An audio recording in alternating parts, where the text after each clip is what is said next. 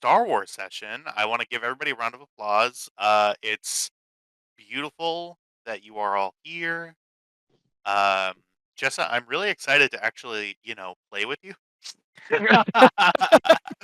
I'm interested to see, um, sort of how this is gonna go.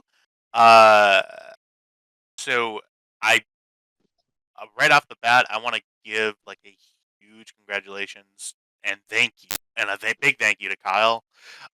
He truly today, uh, made my life so easy. He made this splash page. We were sort of talking about it yesterday. He made this pretty much from scratch. Um, it looks great. Uh, every sort of every session, we're gonna sort of have this starting page instead of what we had at Star Trek, which is the map. We just are on the map. Now we have sort of a context at the beginning of every session where we are. You can see up on the top left, that's what Sleheyron looks like, where we are sort of in context on the galaxy map, and everybody's tokens and our ship and all that good stuff. Um, yeah. So let me just make sure that I got all my stuff open. For context, that map is movable in my file, so yeah, picture I can literally just drag the map to wherever we need to go. Literally, like that's fucking cool. It's that big ass map that I directed you all to. He put that in there, and then you can literally drag it around.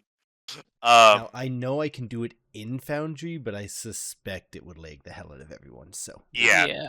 Foundry has enough issues as it is. Yeah, right. We don't need an 8K map that we're only looking at maybe 100 pixels off. Yeah, all right. So I just want to make sure I got all my stuff open. Is that map a .tiff? I think the gnomes in my computer print it pixel by pixel every time I open it. Okay. Just because TIFFs are. How do you think your gnomes from going on strike? Oh, it's a JPEG. Oh, wow. Just a really good I gave JPEG. them a new video card recently. They shouldn't be complaining. Okay. Unfortunately, mine aren't gnomes. They're gremlins, so yeah. We cut over to Kyle's computer. Please help us! Shut up, I'll feed you tomorrow. I only gave you the glass wall so I could look at you, not so you could look out. Recently, Brenda had to get a new computer. Hers was old. And so went out and bought her a pre-built. I'm just like, you know what? I can't be fucked to build you one from scratch. You need a new everything. So I bought her a new one that was on sale that had a better video card than mine. And then instantly voided that warranty. Really? Oh yeah. I didn't even try turning it on. I'm just like, nah, I got this. Pure faith. Okay. Stuff opened up. So, is this Orabesh in this image actually right? Huh? The Orabesh in this image. I was trying to choose that myself. I was like, this has got to be right, it's right? It's a typable font. So, right. if the people fucked up making the font I installed, that's on them. No, it looks right. I'm looking at. I know a little bit of Orabesh. This looks, that's the X, that's the C, T makes sense, yeah. You know you're amongst nerds when they're like, hey, is this made up written language correct? I can read it. Yes, it is. And I instantly went defensive just in case it wasn't.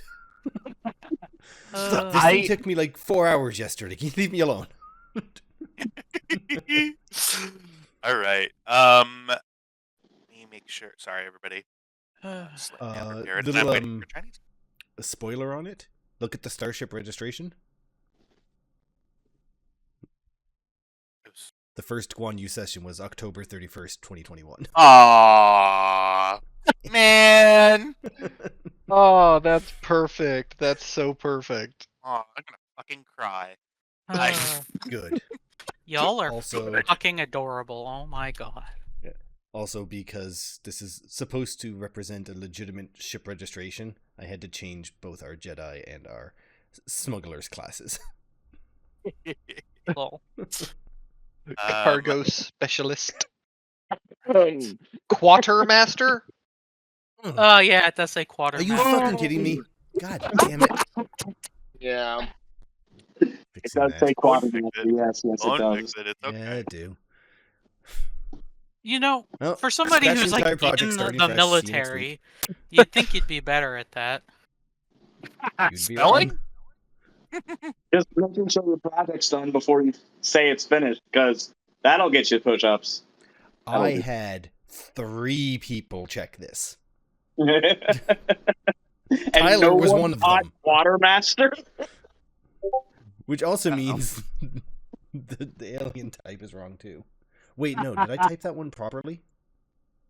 There's one more character than.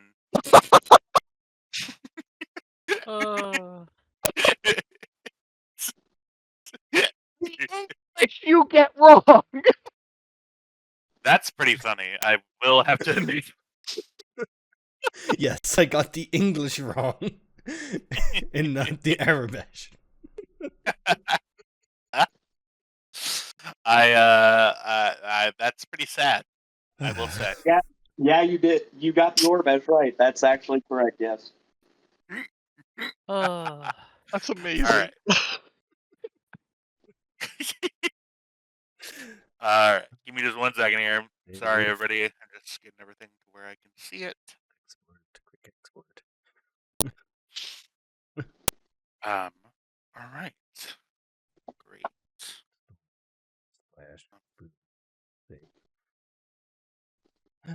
Folder. Baby Tyler. Check By the way- file. Yeah. By the way, he's going into my computer and fixing it. He literally is. I mean, No, not quite. I'm going to have you put this file on top of the other file, and then if everyone hits F5, the work is done. Let me just do a spot check on this. God forbid. Okay, yeah, the tokens will all be in there. Great. All right. We're gonna go Stormrunner. Should have saw yesterday when I revoked one of the files I sent him because I noticed 1 pixel was off. Yeah. I mean, almost killed him. if I could say, the one that's currently up there, my character's token is hovering way up, way yeah, higher they're than movable. everybody else's. That's a legitimate token, so just move Oh. it. Yeah, you can double click Yeah. that and see your sheet. It's so you could actually open your character sheet from those, and not just images. Oh shit! Okay. Except Tam, he is trying hard to open his and his family. My What do you fingers mean? move slower than yours, so when I double click, it's like click. It was Really? doing the pinging instead of opening. Listen, he's been around since the dawn of time. You got to give him a break. I keep He was telling friends my with the mom. first Australopithecus. This joke is more and more outlandish every time we say it. I know. Hey, It's Quartermaster okay. has an R in it. My world is right again. See He you next witnessed week. the first man pick up the first club and bash the other guy in the head. He went, "Oh shit!" Don't piss that guy off. Here, have my wife. I like men now. Just something about that swing, that power just awakened something inside him. Yeah. Is that why he Canonically, swings Trevor's that the way first gay now? man. You guys, yes. You guys Trev just was don't the know. first gay. I used to tell people when I was in college, I was In like, look, context. if he looks like he can kick For the my ass, he's conversation. the man for me. I'm like that with women. You're basically just a lesbian at this point. Like, Yeah. Mm-hmm. I mean, honestly, He's Sam, not equipped properly for that job. I mean, to be fair, his partner is also Yeah. Arrow Ace non-binary, so There you Do they go. lift? And my partner, Jessa, several other trans lesbians, and several other cis lesbians have all told me I act more like a lesbian than I do a straight man. I mean, I don't think it's I'm going to check back with you, Jack, in about 5 years. I mean, I've tried to get Jack to start hormones. Oh man. Well, All right. reflection is a work in progress. The egg is slowly cracking, okay? Very slowly. The biggest hurdle is that I do not consider my gender to be a significant part of my identity, I think. Honestly, same. But okay, so have I told you guys how I figured out that my sister was trans? Found Oh, the do lipstick. tell. Okay, so there'd been signs before, but I kind of thought, well, maybe, at the time it was he. I was like, maybe he's gay, maybe he's bi. Like, I don't really know what's going on. And she goes, oh yeah, have you seen this anime JoJo's Bizarre Adventure? It's great. And I was like, egg. Jesus Christ. I mean, yeah, there's several anime where it's like, yeah, you like that one? Probably an egg. It wasn't just JoJo's Bizarre Adventure, but it was that in combination with everything else. The final puzzle piece slotted in, and I was like, egg. Uh, This was about 5 years before she figured it out. I mean, yeah, when I came out to my parents, my mom basically was like, "Oh, we just thought you were gay." I'm like, "You've literally found my like lesbian porn hiding." Man. Turns out they were right. There it is. Yeah, I figured out Jessa was trans when they told me. Yeah. It seemed like the sort of thing I ought to take their word for. Yeah. I mean, if I was wrong, I was wrong, but You weren't wrong. I wasn't wrong. Yeah, it's funny because, like, Jack and I were inseparable pretty quickly. Like, best friends. Yeah, pretty much. And then I started to question gender and sexuality and all that stuff, and then as it went on, I became, like, way, way more left-leaning. And I dragged Jack with me. Honestly, best thing to ever happen to me. I do not want to think about the sort of person I'd be if you hadn't. I mean, you weren't a bad person. You were just... You were a liberal, which, wasn't bad, but... Here we go. Like, I was very, very ignorant of anything outside my little sphere. Yeah. Otherwise defined as 21st century aircraft. I mean, there's a little more. He also... God. Okay, what was that? My favorite quote of Jack's is, and that's my favorite World War II land battle. Yeah. The battle for Castle Eater. But it's the fact that there is a specific World War II land battle to distinguish from the other land battles and the other World War II battles. The Battle of Kumar is fucking awesome. But yes, this is my dork brother. Jack. The fact that the Battle of Midway happened, Yeah. the way it happened, is insane. It really is. Jack, send me the title of that battle and pin it, because sometime in the next year I'll likely have to do an essay on something, and I'm going to do it on that. Which one? Castle Eater or Battle off Samar? Eater. Eater is... Okay. Yeah. Hey, there's a Sabaton song about it too, so... I don't personally care in any way, but this makes it easier than rolling dice. For sure. The nerd already chose it for you.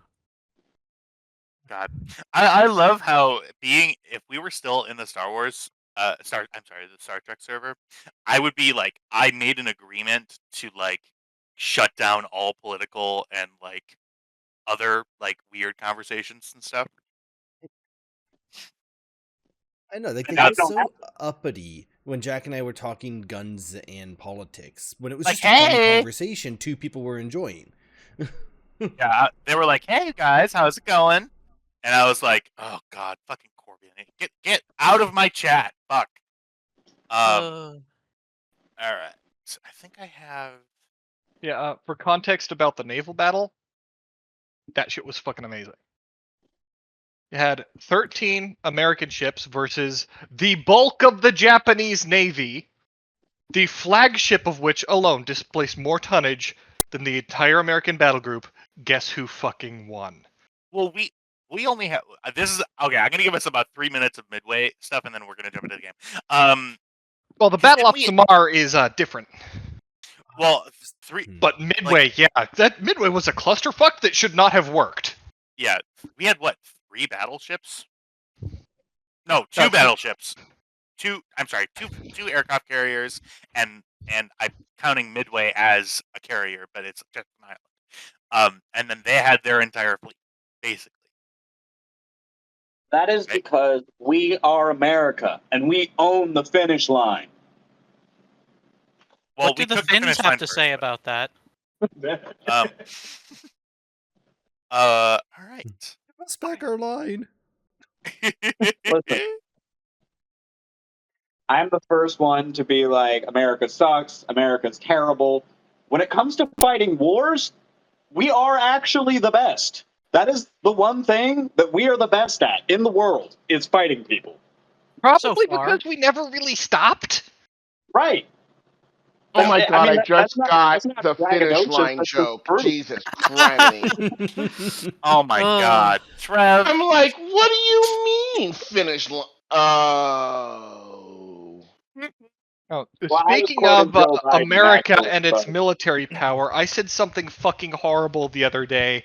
Oh boy. With my friend was discussing EVE Online and his missile boat and how he just unlocked nukes. So, the usual jokes were going back and forth. Here comes the sun, praise the sun, etc.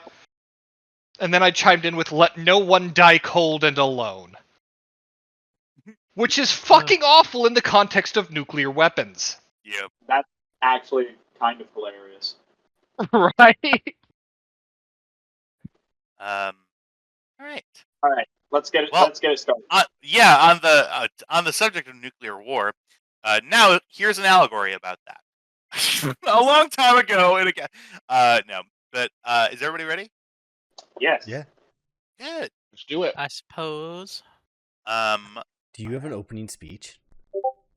Oh yes. Uh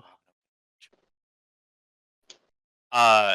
So I will give you the text for it, and if you could please do a crawl, that would be nice. Oh, sure. I'll just learn that, I guess. Come on. You Your can do it in website will do that Oh, for it's you. already taken care of. I know. Like I already prepared. All right. Well, with that, I guess here it goes. A long time ago in a galaxy far, far away.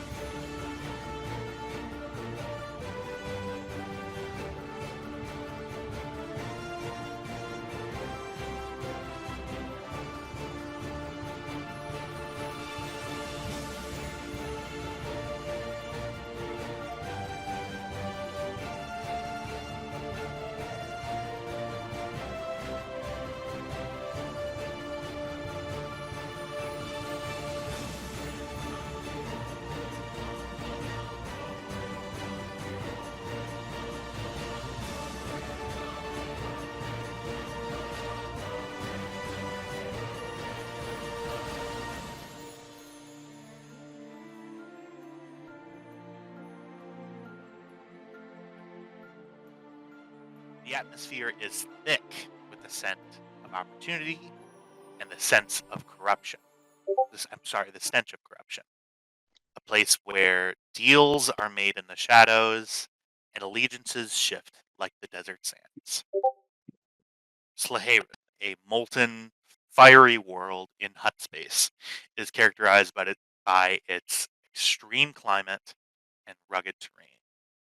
Volcanic activity is a constant presence, with rivers of molten lava snaking across its surface, and the air often choked with smog, ash, and smoke. The heat on this planet is oppressive, and only the most resilient beings and droids can endure the conditions without the aid of cooling suits or technology. Um, Despite its harsh environment, Sleheyron is a thriving trade planet. Its wealth lies beneath the surface, with extensive mining operations extracting valuable minerals and ores. The spaceports are some of the busiest in the sector, teeming with freighters, smugglers, and traders from across the galaxy. You sit on a major trade route, the Pobble Sleheyron, which pretty much bisects the area of hut space that you're currently in. You are a little bit further than a stone's throw away from Hutta and from Nar Shaddaa.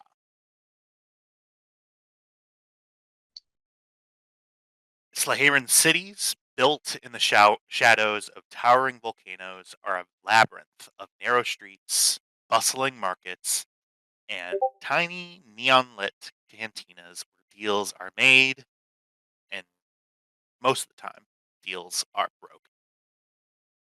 Planet's capital, Nalpyroth. Nalpyroth, I will write that out. Nalpyroth. Is a sprawling metropolis that exemplifies Sleheyron's blend of wealth and danger. Towering above the city are opulent palaces of the local hut lords.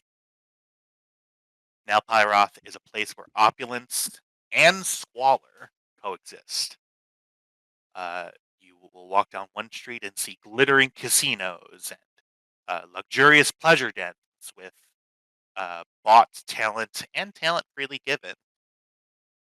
This will contrast to grimy, dingy back alleys where bounty hunters and black marketeers ply their trades. A distance away from Nalpyroth lies the city of Vakora.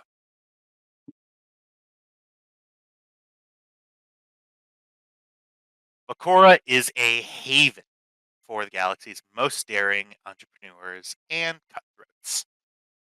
Vakora is known for a very extensive black market as well as underground fighting pits. These fighting pits are often legitimate. Some of them have legitimate fighting guilds, but the people who are looking for the real profit, for the real money, go to the unsanctioned fighting pits. Deeper, some of them underground, some of them hidden away in the city's side alleyways. Vakora is a city where anything can be bought and anything can be sold. And by anything, I really do mean anything. Anything can be sold for the right price. The streets are narrower, the shadows are deeper, and the stakes are higher. We start our adventure in a small and rather seedy cantina.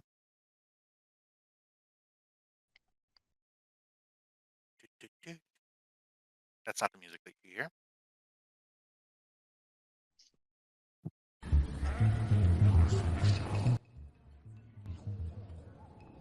Music plays on small recording devices. Oops, I'm going to turn this down a little bit. Whoa, that's very loud. Okay. Give me 1 second here. Global volume Sorry. controls. No, you're okay. I love it. There we go. rather sort of fast-paced and bass-filled music fills this small cantina. This cantina is at the center sort of a small group of buildings in the city of Alcora, rather close to the spaceport. Each of the major cities of Sleheyron sort of have their own docking stations.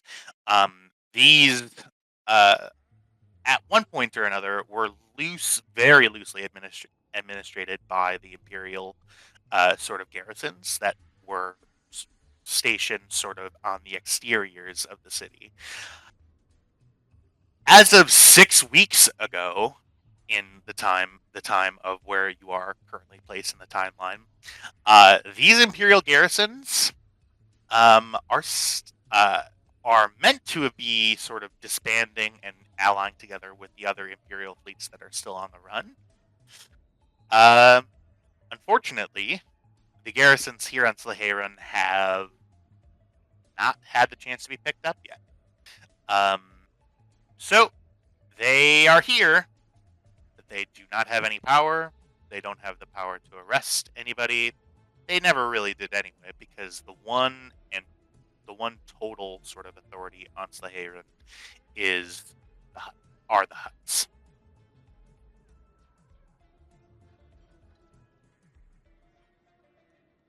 1 second here.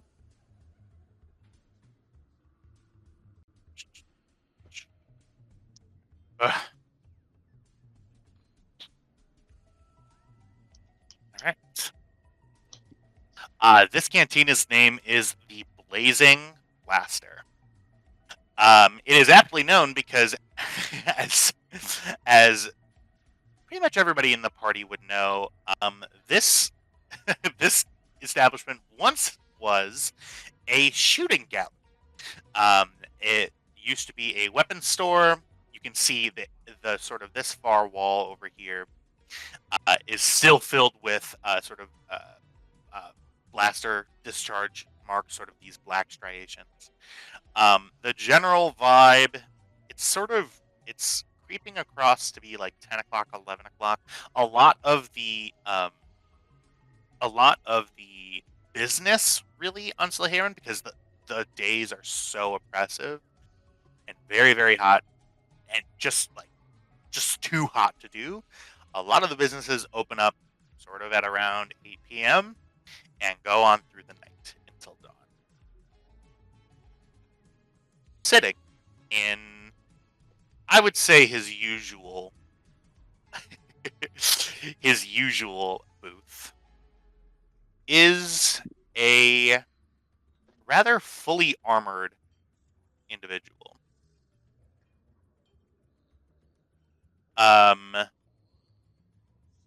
We see sort of most of the regulars sort of know to give this person sort of a wide berth.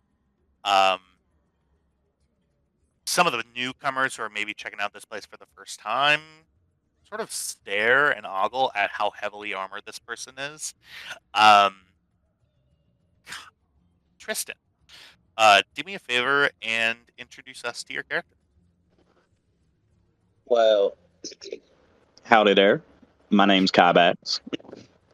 Kybax stands at a cool 6'3" without the armor. With the armor, he stands 6'5". He is covered head to toe in Beskargam. He has all kinds of weapons on him, and probably ones that you can't see stashed away. He obviously has bulk. The armor adds to it. Kybax is just kind of at the moment scanning the room from behind the visor. His head's not moving, so you can't really tell where he's looking from behind the glass, but he's clocked every entrance and exit, all of the people in the bar, including the ones that are kind of looking him up and down. He is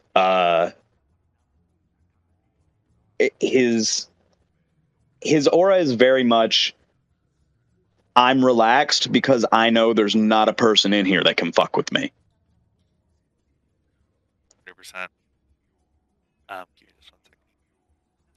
Yeah, you see, the bar. It's around 10 o'clock. This is sort of a slow night. I will say, these Mhm. sort of 3 tables here. I'm just gonna drag some of these ones because I don't really care about them. These tables sort of, you see some people sort of talking quietly to themselves, sort of in hushed tones, just trying to, just looking like they're having sort of normal conversation. Mhm. Sort of, is there anything that, so specifically, are you looking for anything? So that you were sort of looking through your visor. Are you looking for anything in particular? Just sort of anything dangerous or? I think that he's looking for anyone who's both armed. Everyone's armed, but who are more heavily armed than normal, and B, paying any amount of attention to him. Right. Okay. Right. Yeah, for sure. Go ahead. I'm going to ask for our first roll from you. Mhm, Go mhm. ahead and give me. Go ahead and give me a streetwise check. I will Streetwise. say, I will say of difficulty of 1 for this. Yeah. So yeah, you see, sort of in Did we general, you roll? see. Sorry. I'm sorry. I just realized we never rolled force dice. Oh my goodness! Oh God! Oh no! What happened? Okay, everything's fine. All right, that's it, everyone. Everything's ruined forever. Get out, Wait, go home. We're done. everything's. Oh, God damn it! All right. Yeah. If we could do that, that would be great. If I'm gonna push a button, everybody, please click the click here button to roll for the destiny pool.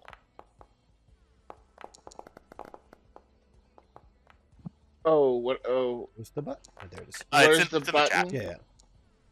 Wow. Oh, The Force is with us. Yep, it's the perfect.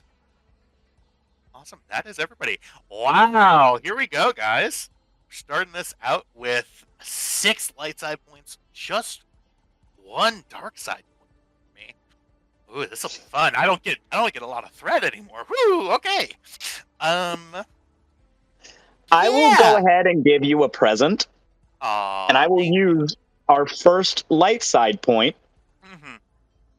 to upgrade my ability dice. Go ahead and do that.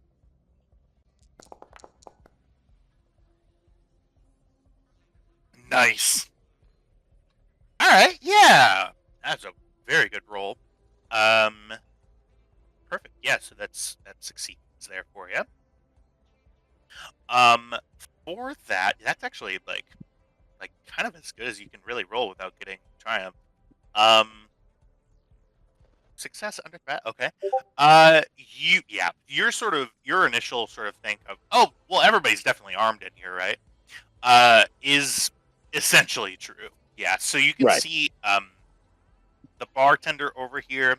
His name is Grack. He's sort of the normal bartender here. You know that he works. He's like their full-time person. They have sort of some part-time people that fill in occasionally when Grack, is put into lockup for the day when he like cuts somebody's head off, shit like that. Right. maybe nothing like that, but maybe like over intoxication, shit like that.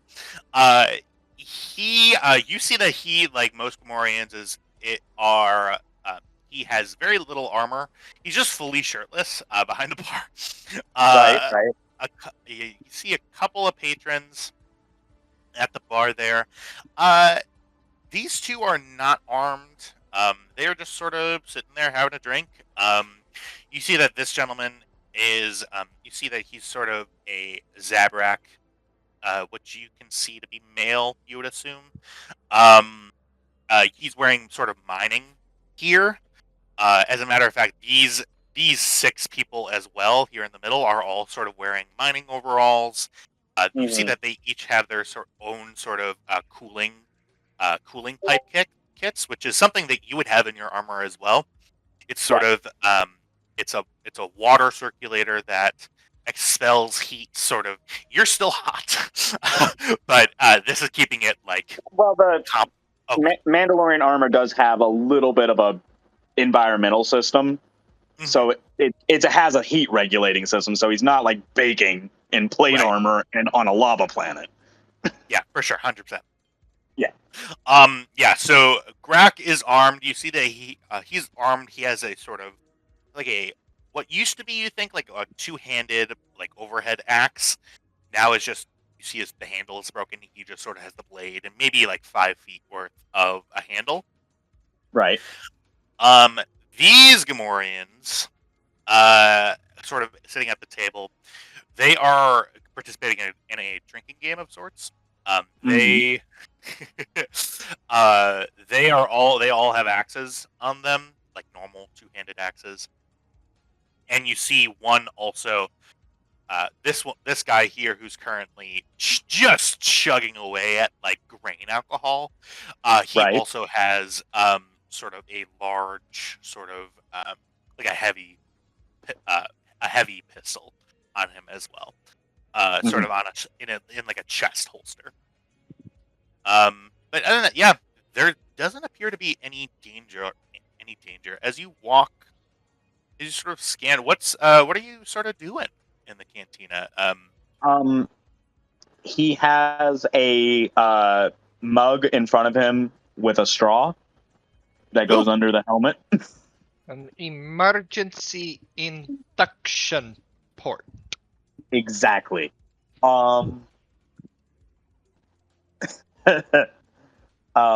But he is currently, I think, and correct me if I'm wrong, waiting for an old friend, or a couple of them. Couple of them, yeah. I'll say yeah. All right. I like the way you're heading. Yeah, I will say that you sort of met. Yeah, for sure. Let's take a look here. A couple of them. Yeah, okay. Walking into this cantina here, are two of our other crew here. You sort of walk in, the stench of the Gamorreans is starting to get a little gross in here. They're just sort of, you see that they are drinking themselves to capacity, then purging, and then going and just continuing to drink. You see the bartender is just sort of looking at them, he hasn't served them all that stuff, so they brought that outside into the bar. So he's like looking, and you see his eyes are narrowing across. Two people walk in. Jack, Jessa, if I could get some introductions for your characters, that would be great. Go ahead. All right. Cam isn't particularly tall, kind of slight of frame. Wearing very, very casual, sort of stereotypical pilot's outfit, over which she has a pretty nice vest, not like catchy, but quality. Okay. She walks in with the ease of someone who is used to this sort of, shall we say, establishment.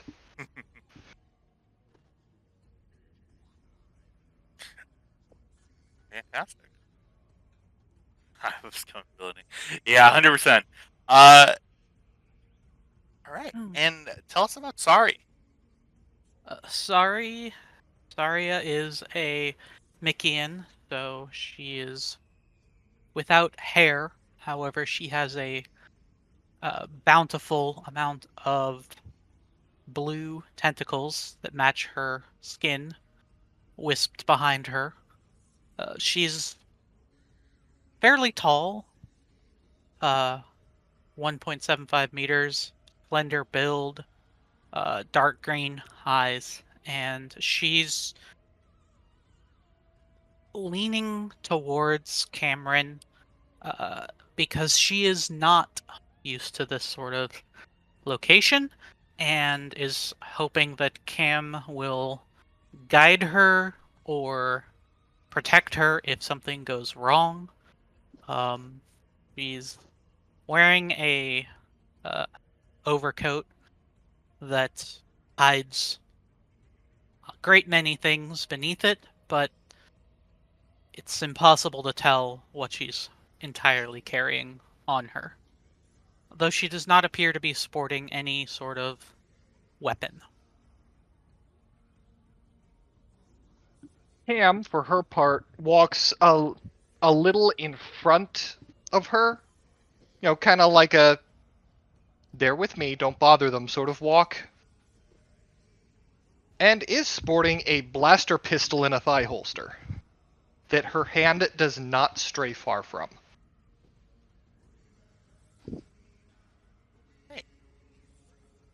Kavak, since you're looking out for them, you see them walk in. You hear the door sort of open. I think Kybax just and raises a hand to catch her attention. Cam clocks him, nods, and heads on back towards him. Sorry, follows along. Maybe a little too closely. All right. As you sort of walk by the bar, this gentleman who's wearing sort of nicer regalia. He still is wearing sort of, you see a insignia on his shirt that shows that he's part of the local miners guild, and he's actually a sort of a member of part of the local miners guild. He looks at you. He's sort of he's a human man. He has sort of black, sort of shaggy hair, and he says, "Hey, good looking. What can I do for you?" Stay right there where you are. And she Oh. just keeps walking.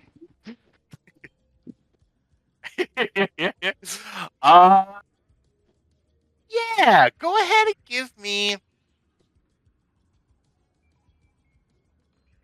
It's a good one. Go ahead and give me a. Go ahead and give me a negotiation roll for me. This. Would it be charm? Well, that I'll leave that. To charm this dude. Yeah, I was gonna say I'm not getting a charm sort of thing from you. Go ahead. Yeah, go ahead and give me a negotiation. All right, here we go. The gentleman seems kind of insistent, and you see that he actually steps in your way. And he says, "Come on," and yeah. Why did you have 2 difficulty on that one? Isn't that base? No. Oh. It just defaults to 2. Okay. Gotcha. Yeah, so I did, so same with Star Trek. I declare difficulty of all rolls, so all rolls go from 0 to 6 difficulty. In this, I'll let you re-roll. I will say the difficulty is going to be 2. I will give you an advantage die because that was a sick line. Okay. Is that a boost die? That is a boost die. Yep. Okay, here we go. Ooh, yikes. Can I use those advantages? That's a good question. Let me take a look. If everybody will turn your attention to the 11th page of our reference guide, this was a negotiation roll. Let's see.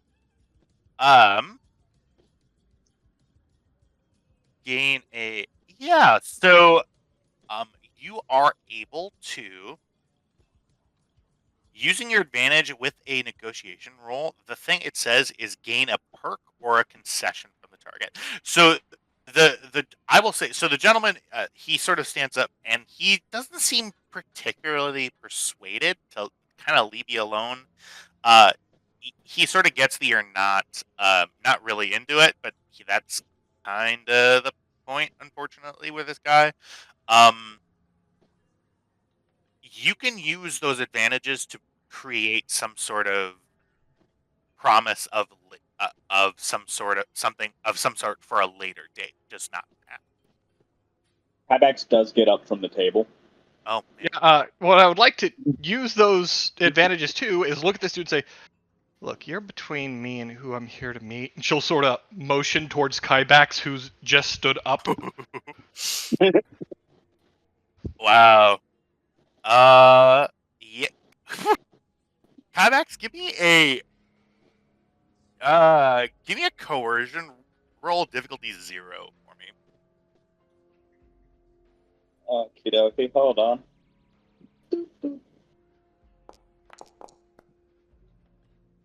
Yeah, for sure. Coercion. What can I do with advantage? Oh. Nothing. You need 2. No, I need 2. Yep. So the guy sort of goes, "Oh, who are you?" And he stops mid-sentence, and he looks over at Kybax. Kybax just kind of does the head nod, like, "What's up?"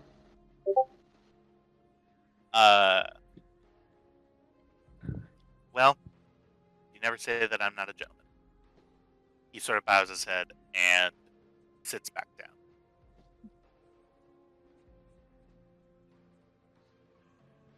Also, why is my token so big? That's a good question. I'm trying to give me 1 second. You did describe him as tall. I did, and that's why his token is gonna be 1.3 scale, not 1.7.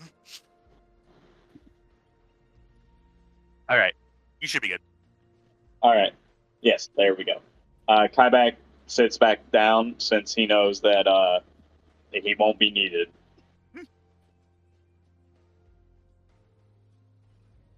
All right. Sari looks extremely weary at the guy as he goes back.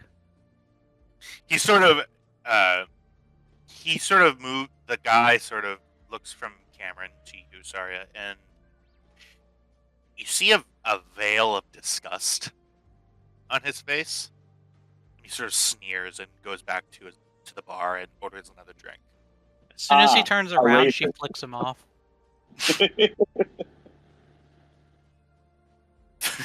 The Gamorrean, the bartender sort of looks up at you and goes,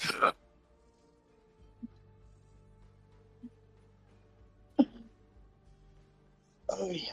"Yeah, And Cam will head back.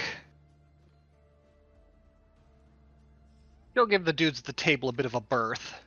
for Yeah. sure." You see that they pay no mind. They pay no mind to you. Kamiko, it's good to see you. Been a while, Uncle. So you said you're looking for a job? Is Cam looking for a job, or is Cam coming to him with a job? I'm not sure what the thing is. Yeah. You are going to Kai for a job. Yes, because Kai is currently in. Apologies. Kybax is currently in the employ of someone who is looking for a job. Now, Looking for a crew, rather. I got a contact, local small timer, go by the name Maba, the Hut. She's got a job needs doing, and I know you and what is her name? Lina? You and Lina are two of the best with a ship I've ever seen, and we need a ship for it.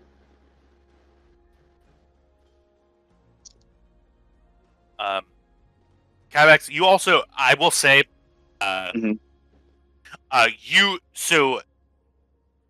Maba sort of communicated to you through. I mean, I will say you have never spoken personally to Maba. It's always been through sort Through of intermediaries. Yeah. So this one, you got from Mavis Protocol droid, G4PO. Okay.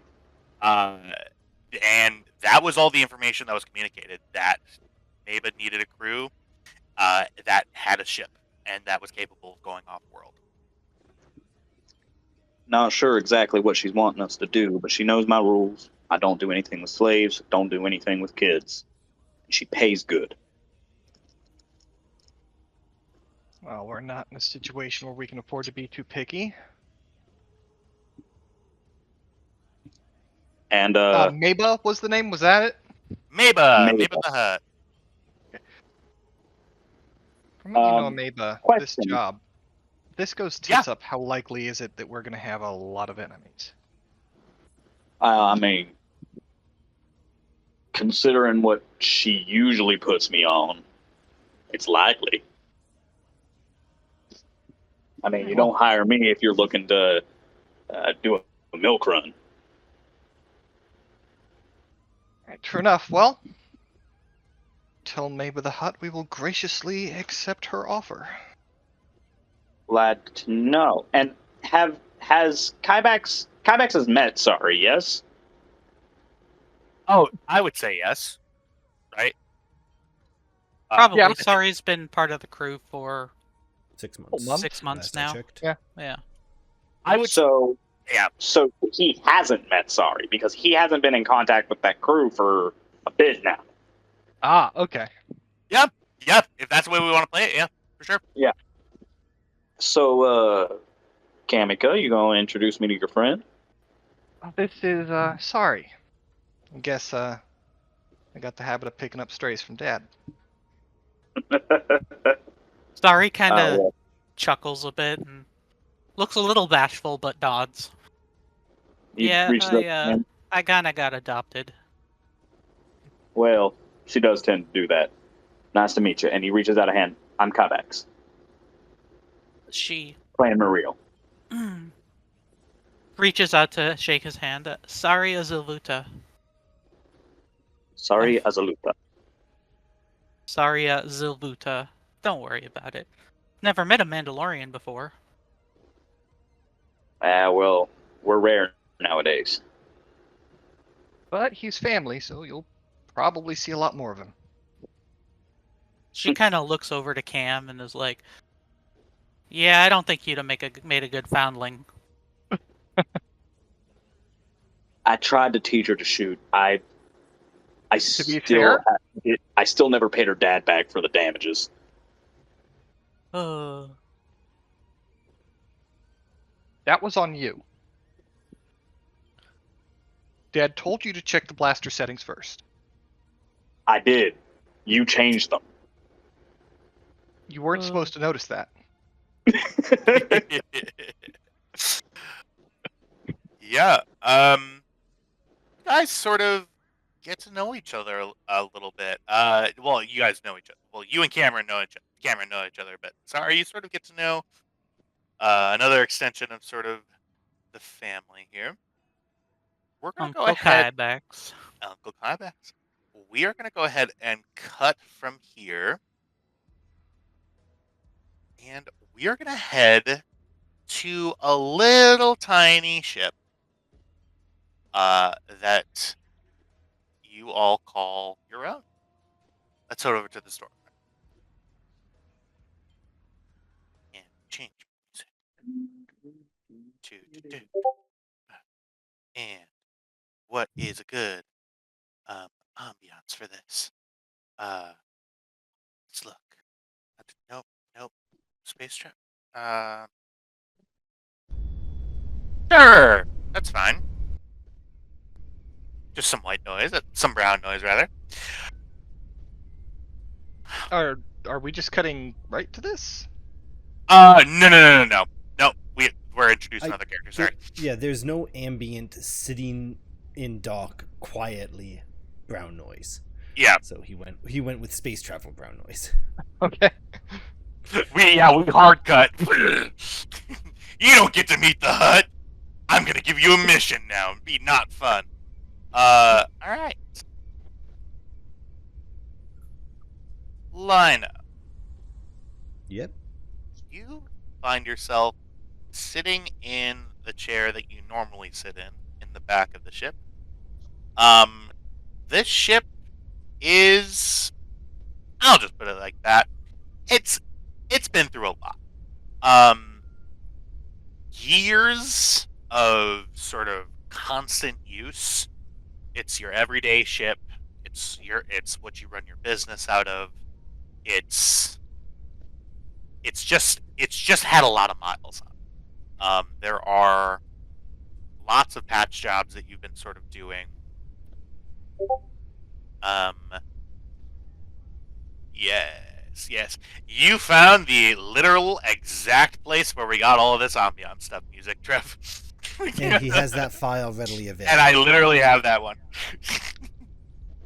I guess. Well, what's that one sound like? I actually don't know. Well, but is it? I assumed that it wasn't, usable or whatever for some reason.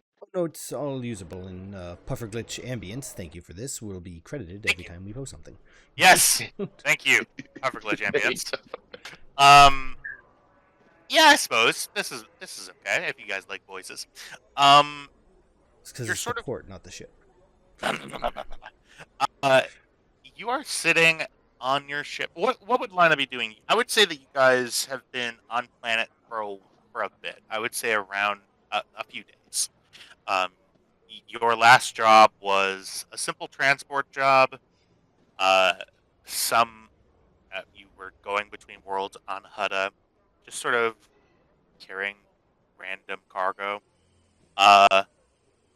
What are you? What is Lina doing on the ship? It depends. So if the other players are about to show up, I've got one repair I have in mind. Otherwise, I have a different repair in mind. Other players are not going to be showing up. Okay. Well, in that case, I am sitting here back trying to diagnose. I've been fault finding on a hydraulic issue that's been plaguing the ship. Like the last time we opened the loading bay door, it's just been giving me constant issues. And so I'm sitting here basically trying to theory craft where the problem might be. Gotcha. Also, do me a favor and describe your character and take about a minute and a half so I can run and grab my food. I'll be right back. Okay, so I will describe the character, Sans GM. Lina is blue. Da-da-dee-da-da-da. No, Lina is a Chiss female, 18, stands about 5'10", lithe, and her most striking feature is she does have a mechanical arm rigged to a vest that doesn't always do what she wants it to right now. It's one of her little side projects. Any technician worth their weight in salt wants a third hand. Being Chiss, she's naturally got the red eyes and raven black hair.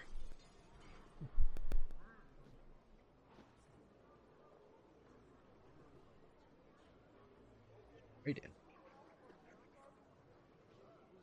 I could have taken the full minute and a half. I chose not to. Now, I made this choice and I stand by. now for a tap dance break.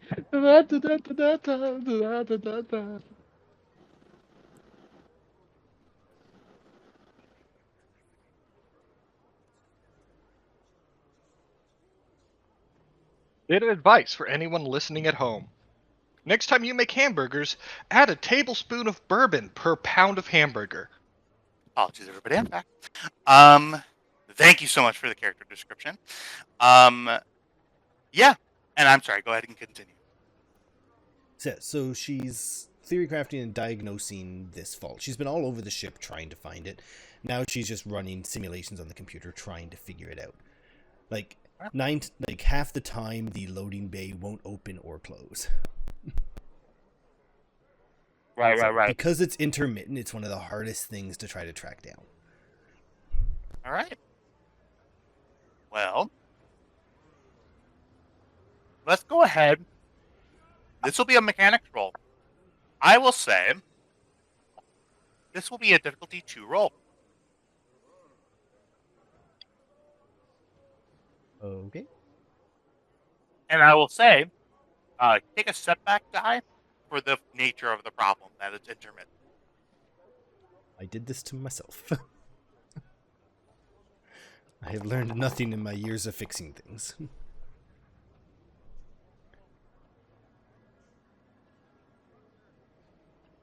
All right. Lina, you sculag, stop it, figure it out.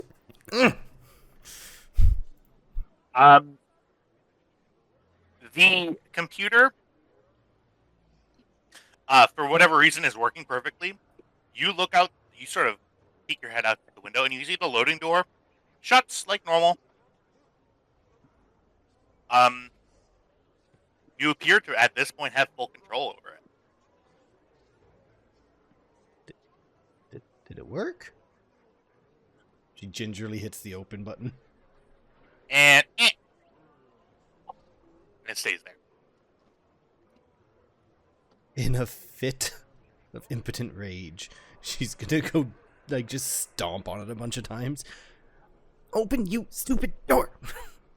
You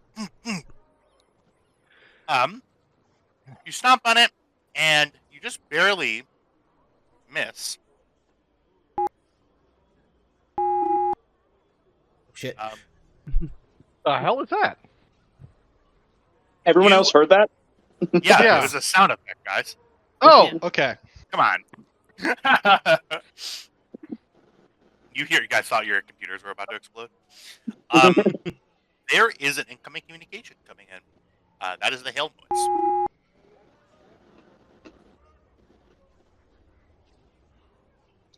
noise. Do I see who it is?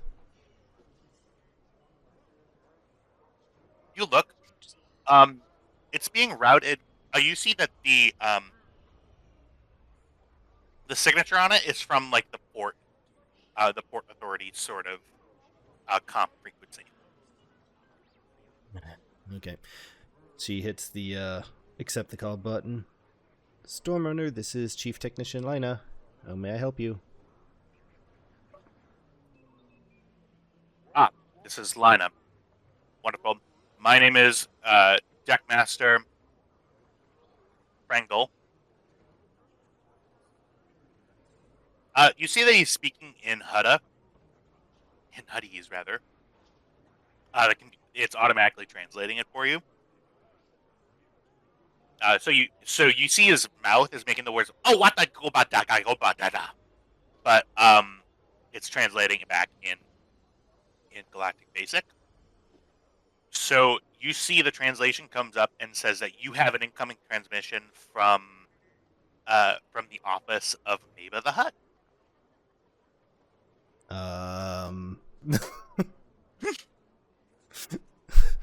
Lina, like, looks around the empty ship.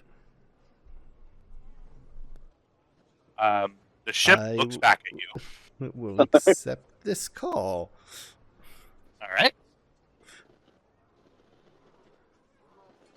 On the screen, you see a rather... Now, don't make fun of me. It is not a dancer. It is just a Twi'lek male. The Twi'lek, he's wearing sort of gray and beige, sort of a cloak. You see his face has some acne on it. His eyes are sort of sunken into his head.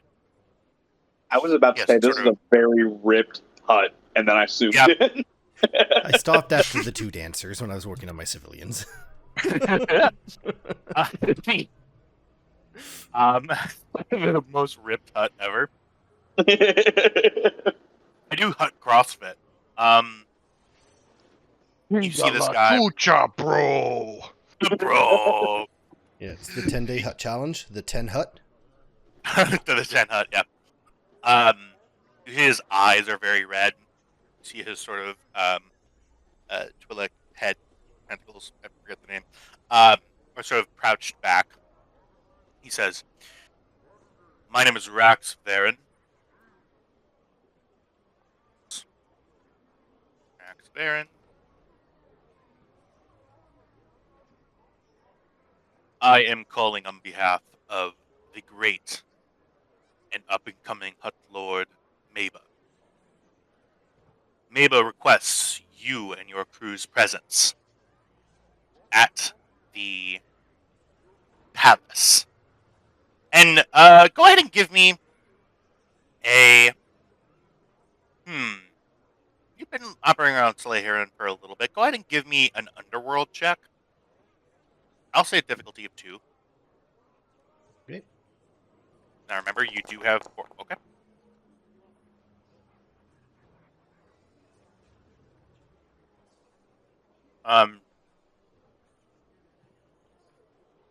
Yeah, I suppose. Yeah, that's just barely ties here. And then remember, everybody, you can add, if you have skill ratings in the skill, you can upgrade one of your roll dice to a proficiency die by spending a light stat point. You have no idea where Maba lives or operates. You know that it is in the city that you are currently in, but you have no idea. You see Rax continues. We have a job that recently turned more urgent. And while feelers have been sent out to the other members of your crew, this message is to serve as a way of speeding this up. What say you? Thank you for your interest in our services. I'll contact our captain, and if this is you've already mentioned that you've talked to her, so I'll just verify, and if she already agreed to the meeting, then Thank I you. guess we'll be. And she goes, "Oh." Communication ends. Just gonna reach over and hit the call cam button. Cam on speed dial. What did you get us into? And all right. Finger. Cutting back to the cantina. You guys have ordered a couple of drinks by this point. You're doing pretty good.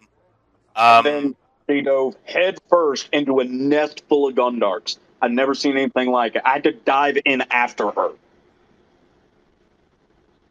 And you hear a on your comlink. Cam will tap her earpiece because she has one of those nifty in-ear comlinks. Mhm. Hey kiddo, what's up? Why am I getting a call from a hut? Which hut? Maba. Ibax looks up at that. Oh shit, she moved fast.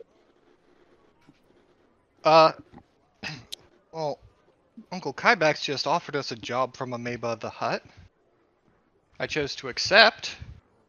Yeah, I they move did not fast. tell her that yet.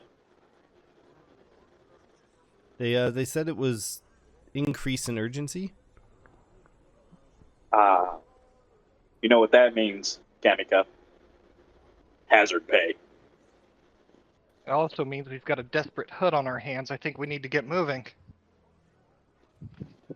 All right, let's pay our tab and head on out.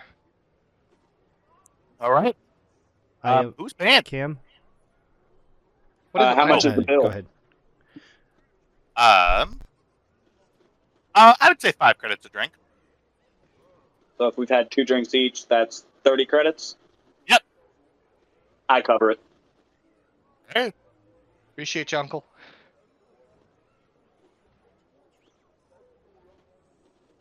Something wrong, Lina? Am I needed for this? Because you remember the ramp? I'm currently locked in the ship. It's broken. Again. Don't worry about it. Besides, if Maba wants to use our services urgently, that means our ship has to be ready to go, doesn't it? That it does. Gonna get to work. Bye. As soon as you end the comlink, the door opens.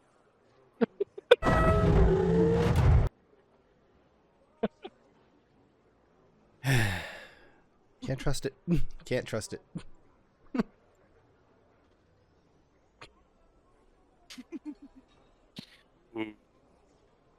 I love where this is going already. Okay. Now, go ahead and cut over to a scene that I should have built, but I didn't. Starting strong. Give me just one moment here. Let me see.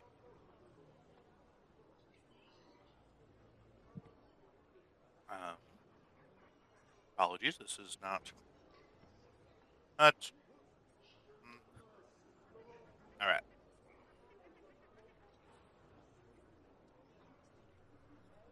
Perfect. All right. One moment, everybody.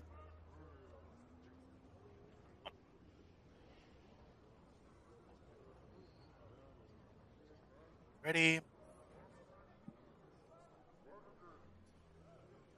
Okay. Give me 2 minutes, everybody. I do apologize. 1 second. It's okay, we'll just sit here in a silent judgment. No. It doesn't have to be silent. I just Shame. gotta. You're right, it doesn't. Shame.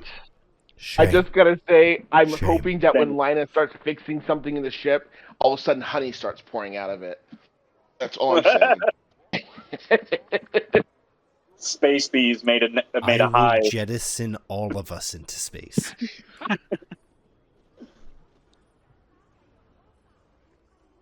I know Trev and Tristan have like 17 extra characters ready to roll, so it won't be the end of the world.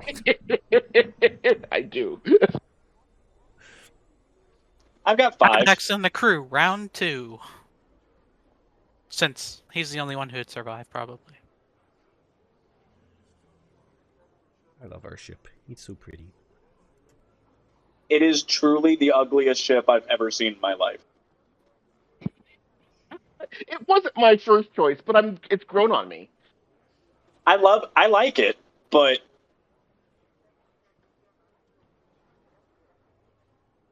let's call a pig and It's a lipstick. It is one of the ships of all time. right. It certainly is a ship, technically. This ship is what stands between you and the cold embrace of space. There you go. That does not fill me with comfort. God, it's just the loading bay door that's not opening or closing correctly. That's not bad. It opens when we're And, in space. I will just say shout out to this ship's art, which is by Justin Winters and Staffan Norling, Ah, Yes. from a You stole your sadly art. very, very defunct RPG that was to be called Xeon. I was wondering what that was from. Okay. Hey, Yeah, Tyler, there's you a think lot I of got... really cool art for it, but it just kind of vanished into the ether. Ah. Tyler, I've do you seen think I render got on 10 it, so- minutes to listen? Okay, I'm gonna be right back. I'm gonna be listening in. Okay. I'm not going to the bathroom. Grab another beer while we're doing this.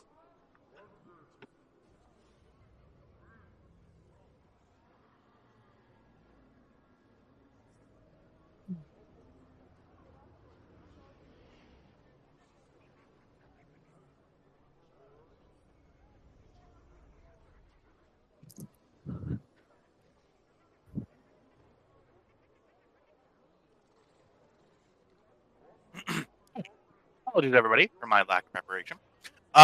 Let's go ahead. We're gonna go ahead and just cut to this splash page here. All right. Instantly ran away. Oh, really?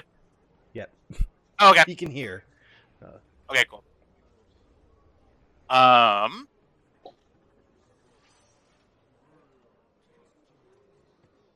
So, I do want to wait until Trev gets back here. But, He said he'd be like 10 minutes. oh, okay. Either try to summon him loudly or No, okay, it's maybe okay. he can hear. So, Lina, so I took that to mean that you're going to be staying on the ship. Is that right? Correct. Right? What are you doing on the ship? Sort of, you just still working on that door problem? Yeah. That's pretty much the last problem I need to solve before she's space worthy. Alrighty. So, Cameron, Kybax, sorry. You all make your way to, well, number one. So, Kybax, go ahead and give me an underworld check of yours as well. Go ahead. Yeah, go ahead and give me difficulty 1. Give difficulty 1, you said? Yep. Underworld check. Okay. I'll flip a light point for you Okay. to upgrade on ability.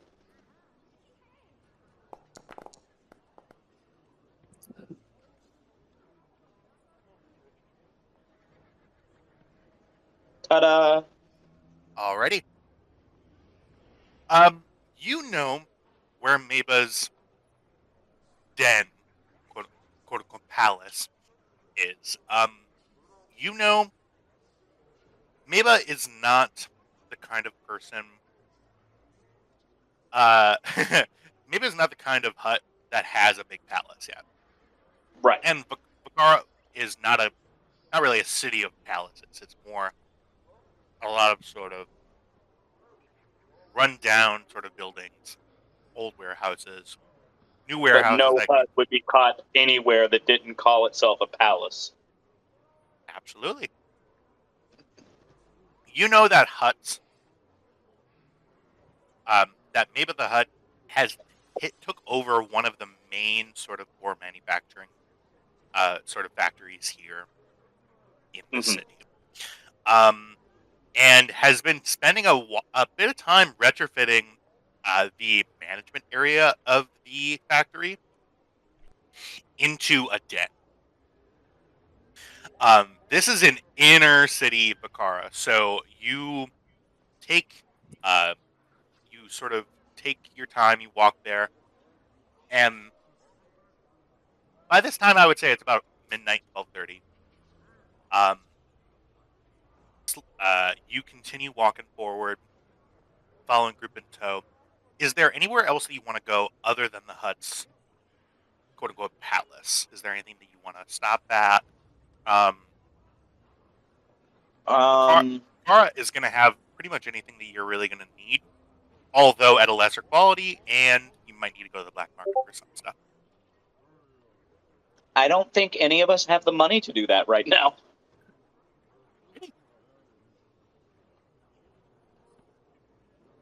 You make your way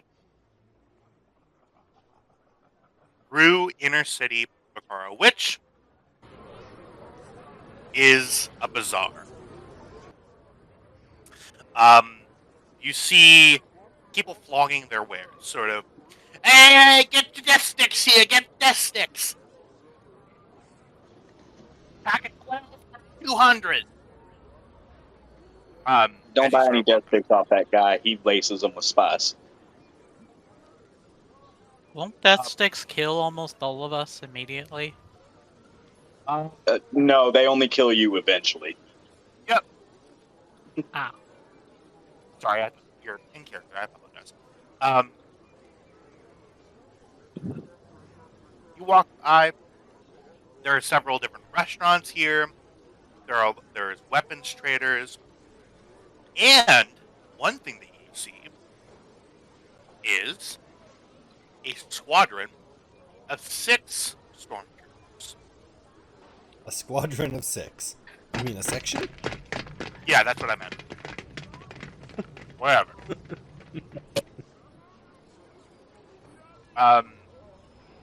You said that they're sort of making their way through the bazaar, and truly what seems to be their only purpose is to push the crowd out of their way as they walk back and forth through it.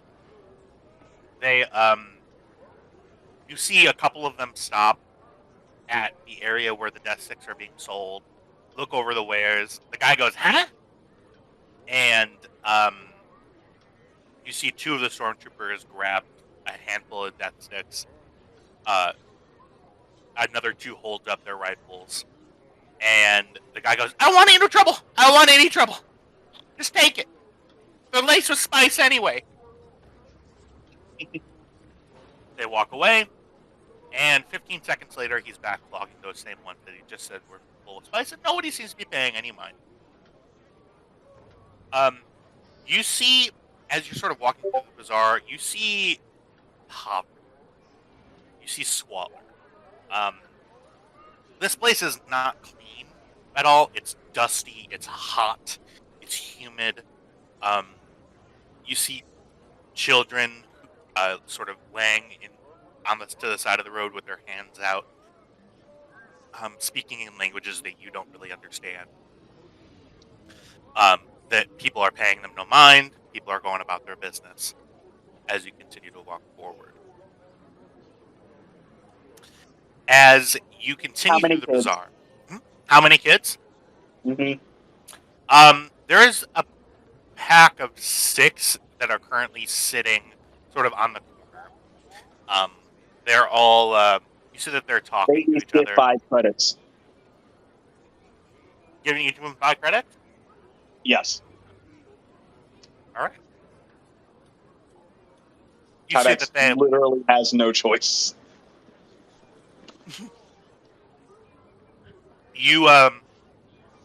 the kids sort of look at the chips that you hand them, and they sort of smile up at you, teepee grins. Lots of sort of rotting teeth, of course. As this happens, does everybody keep walking, or does Kybak stop and the rest of you sort of get to where you're going? Cam will wait with Kybax. Okay. Just 1 Sorry second. is pretty much just like glued to Cam's hip, trying to make Okay. sure that she doesn't get herself into trouble. All right. Go ahead and give me give me a perception check. This will be. Let me make a roll here quick.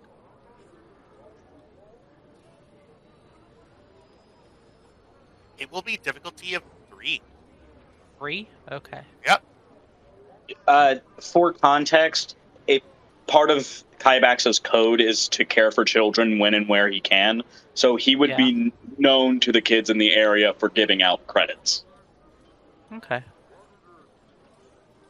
There's the mark. Get him.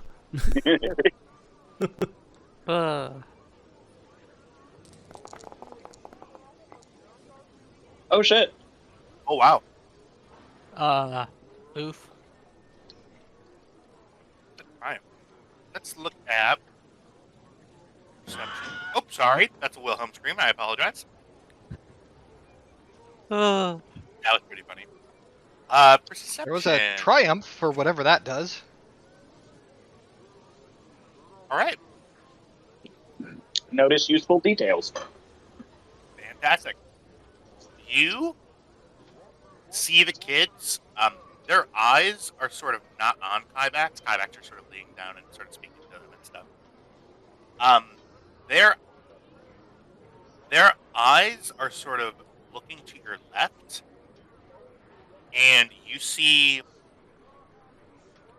their eyes go to the right, and then they go back to Kybax.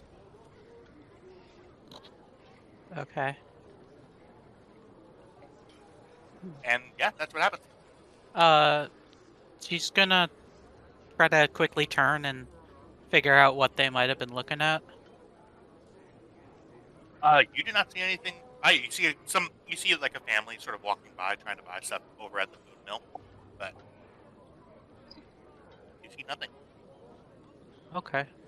She's just gonna shrug and move on then. All right. I'm sorry, mark 100 credits off your character sheet. Me? Sorry. So, what exactly does the triumph do? Depends on the situation. Depends on the situation. Yeah, so notice useful details. So she noticed the kid's eyes moving in the direction that she saw. Did I notice that? I will say that you lost your. Go ahead and give me a perception check. Yeah. And yeah, And, Cameron, give me a perception check as well. I would say difficulty 2. Say again? And What difficulty? 2. 2, okay. And then the blue square or die Was also. it 2 for me as well? Yep. Should I have added a blue dice on that? I have the blue dice because of my species.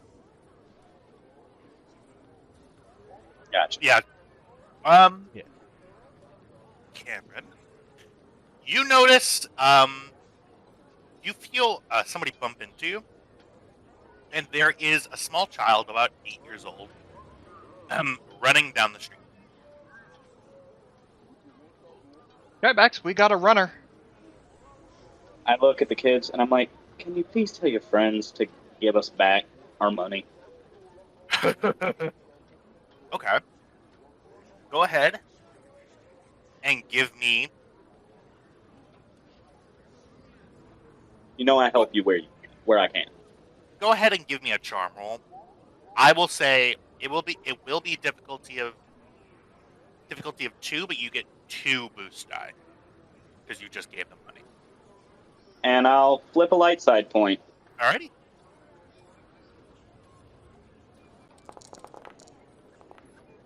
Oh dear fuck. Oops, sorry. Oof. What the fuck? Why? I guess the universe does not want that to happen.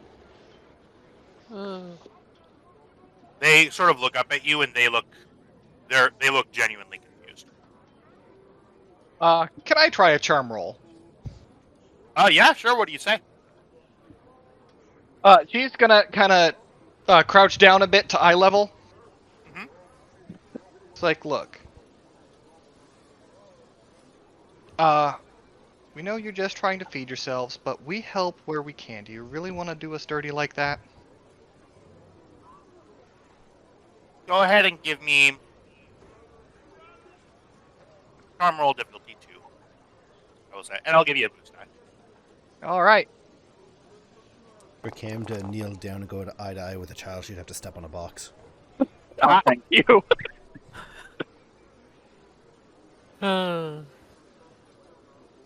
Thank God they don't boost dice. You see the kid whistles, and the kid appears back, and sorry, the little child, she hands you back your credits. Sorry, it's just like, what? Wow, you're good. Pats the Doing kid the on right the head. thing sucks sometimes, but it is always the right thing to do. All right, There you go. She'll give Go. the kid 5 credits. She sort of looks down at it and says, "Okay, thank you." I only stole 2 credits. I thought she took all of my credits. She took Took 100 100 credits. of them. Oh, damn. yeah. All right, and then we continue on. Second, spilled sweet and sour sauce all over. Here's me just stuffing my face as I'll I'm say stealing this your about money. the kids on Sleheyron, they know the hustle. They absolutely do. They're born knowing the hustle. Kind of tragic, really. You Bane speech, but with hustle. I was born into the hustle. I didn't know legitimate trade till I was already a man. Who did I? Sorry, let me find a Pringle can. All right. You continue on. You see, cresting over a small hill, you see the smokestacks of this old, actually like Clone Wars era manufactory. Rather old at this point. Well, actually, only within 20 or 30 years. You continue About 24 on. years. Yes. You continue moving forward. You see, come up to this sort of black slate building, and you see a door that goes into the factory in front of you. You see, 2 sort of, I don't know the species name. but sort of the wrinkly mummy face guys with sort of wrappings over their head. Yeah, Are you talking see about that- Tuskens? Yeah, no, not Tuskens. The pirate race in Clone Wars. The Weequay? The Weequay, thank you. You see 2 Weequay warriors, sort of each of them holding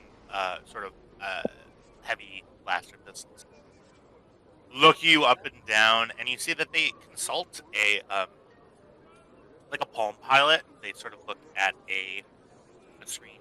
They look up at you and they nod, and the doors open.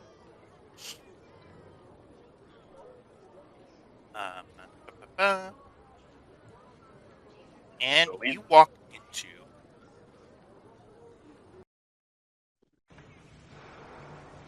a bustling and currently operational factory. You see,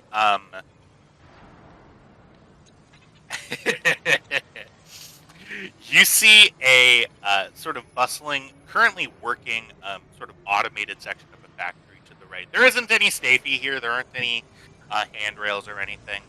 You see workers are sort of working on the machines as the machines are working on pounding down the ore.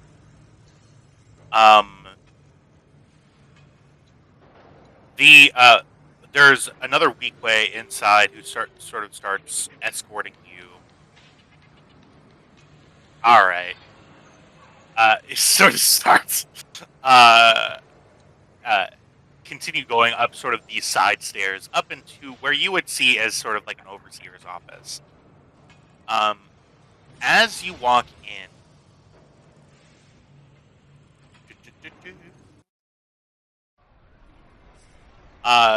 the ambiance changes again.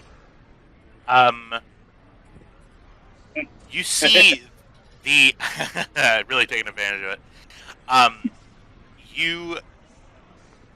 The decor changes, and you see sort of an entryway that's rather small, rather cramped, not really grand at all. But you see sort of ornate tiling. You see sort of the walls are adorned with murals, tapestries, and other things like that. They're multicolored. A lot of them sort of shifting over into like a gray and green color palette. Very Slytherin-esque. You sort of walk forward.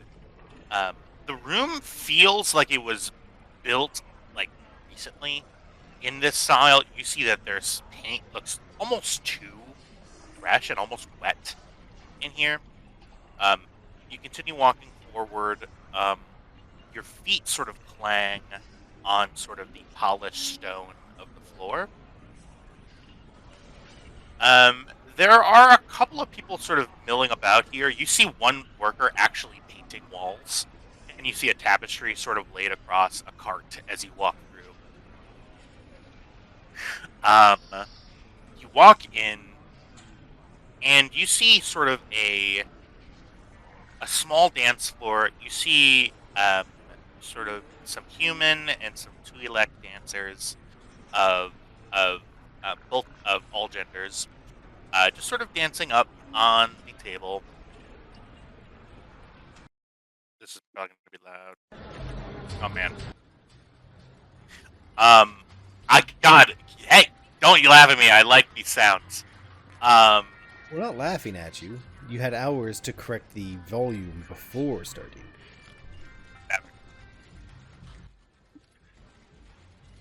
Is it loud for you guys? I'm No, not it's laughing. No, it's not fine. fine. Okay, cool.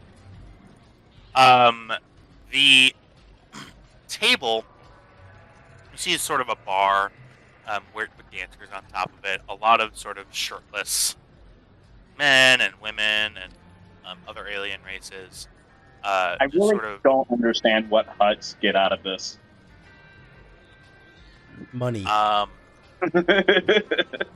You see, Morians are sort of lining the walls, looking at the dancers, sort of eyeing the room.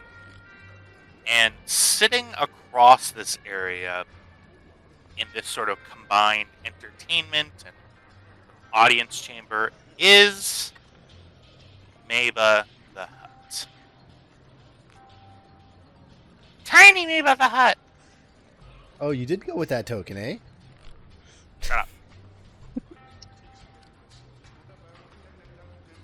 She's so sassy.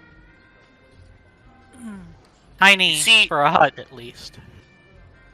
Yeah, so you see Maba currently dragging off of a long sort of spice sort of cigarillo with a really long sort of like, you know, those old like cigarette holders where you have like a stick and a thing and you breathe through the stick and the cigarette's like poking out of the end. Yep. You see that she's blowing sort of smoke, blue and sort of pink smoke clouds out. Sort of sitting around Maba in these chairs are any number of seedy individuals. You see a excuse me. You see a sort of bands of sort of like stereotypical thugs of different races. You see sort of sitting around. They're all talking to each other in Hadith. Maba has seen you all enter, and sort of you see a sort of a curled smile pulls up, and standing, and yes, the gentleman is shaking. The gentleman is shaking a. Okay, thank you for the ambiance. So distracting with some dude just shaking a cocktail shaker next to a microphone. That was me. That's awesome. Standing next to Maba is a red-skinned Twi'lek gentleman. You see sallow face, red eyes.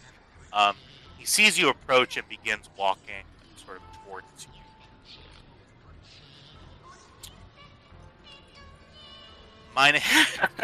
There's so much funny stuff in this. You see, he walks up to you and says, I'm glad that my message found you soon. My name is... Sorry. My name is Rax Baron, and I am Her Excellency's communicator. Am I to assume that this is the crew of the Stormrunner? Cameron will nod. Good. If you would follow me, please. Maba would like to speak to you personally. Maba is brassy and sassy. You see her tail sort of curls up. Two She words I never thought would be applied to a hut. I just had to put that out there. And so does Maba, and she works it. Yeah. You see, Maba sort of curls herself around. She is not a very old hut. I would say, well, definitely an adult, but not an ancient sort of working hut. I'm changing music. I'm so sorry. I love this ambiance, but for a casino it would work. Maybe for this it would. 1 second. Well, maybe because it was called Ambience Casino. Whatever. Some people. Land on me, damn it. No. You see Maba the Hut looks at you all. Green skin, sort of smaller. She is raised up on a platform. There is a male, a rather small, twinkish. That's not appropriate, but small and twinkish. No, Gentleman. we know what you mean. Continue. Yeah. I think in this group you're fine. Yes. Male Twi'lek, sort of chained by the neck at sort of her heel. And you see that he's sitting in a position that appears to be something that Maba wants, because he's just looking up at her with sort of adoring eyes and sort of gently caressing the sort of lower part of the tail. So, this is this crew, huh? See, Maba looks at you. Oh, me? At all of you. But yes, Kyback's looking at you primarily. Hmm. Yes. Mabel. This is the crew that we're working with. This is Cameron Gitra, the captain. And this is Saria, the quartermaster aboard. Barry is visibly unnerved by this whole ordeal. Yeah, definitely. I would say that this is the first time y'all have. Yeah, definitely the first time y'all have been in the presence of Maba, or of any hut really. Yeah, a voice for a silent movie. Shut. Sal. And she's speaking in not common, in basic, which strikes you as a little odd, because most of them speak in Huttese because it's their mother tongue. But she is speaking in a language that all of you can understand. I have some business in Kybax's area of expertise. I would normally just send Kybax over, but this will take a little bit more than a Mando.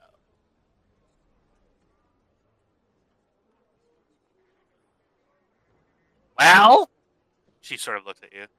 Looks at you all. I'm sorry. What did she say? This will take a little bit more than a man. Mando. A Mando. Oh, commando.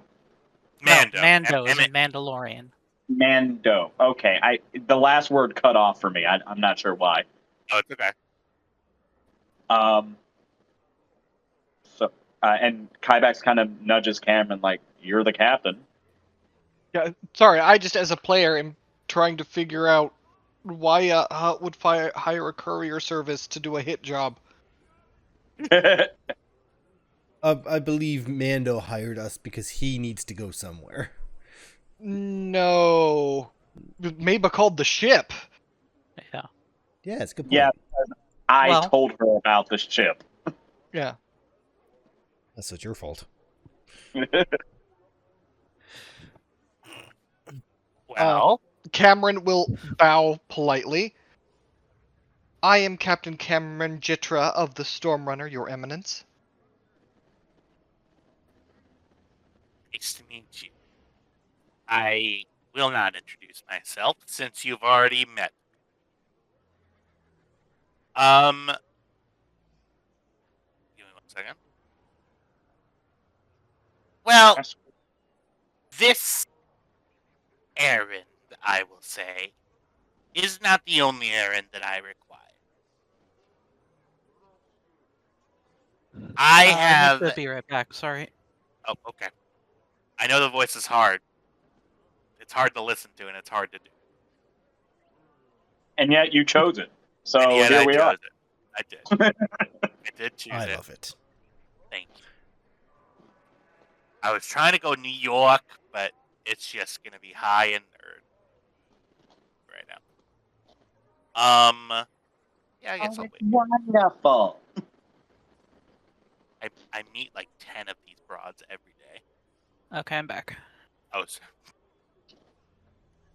the let's say bounty is not the only reason why I have to send a crew to the place I need to send.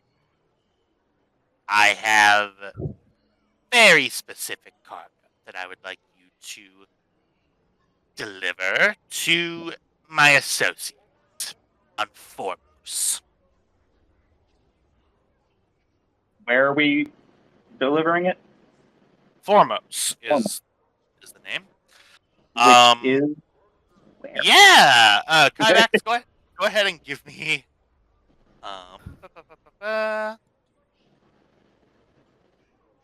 go ahead and give me a outer rim roll. I will say difficulty of just 1 here. All right.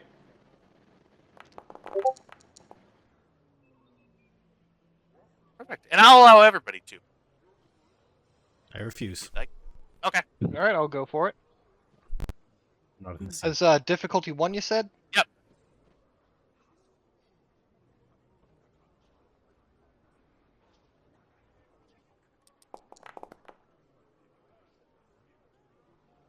Yeah, that'll do it.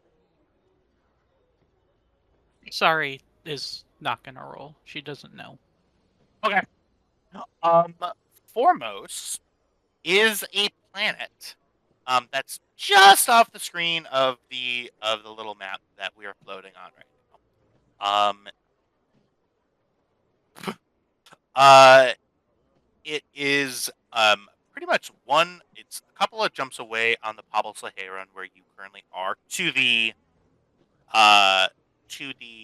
anti-core world. So it's going further out into the outer rim. It is the planet that Oh, that rimward. is, yes, that's what I meant. Rimward. It is, yeah, a couple of jumps rimward from where you are currently on the Sleheyron. It is a area that has a trade route that also connects to Kessel.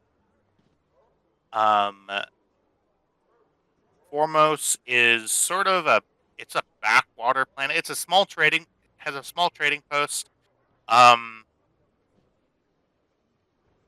It is sort of Jesus Christ.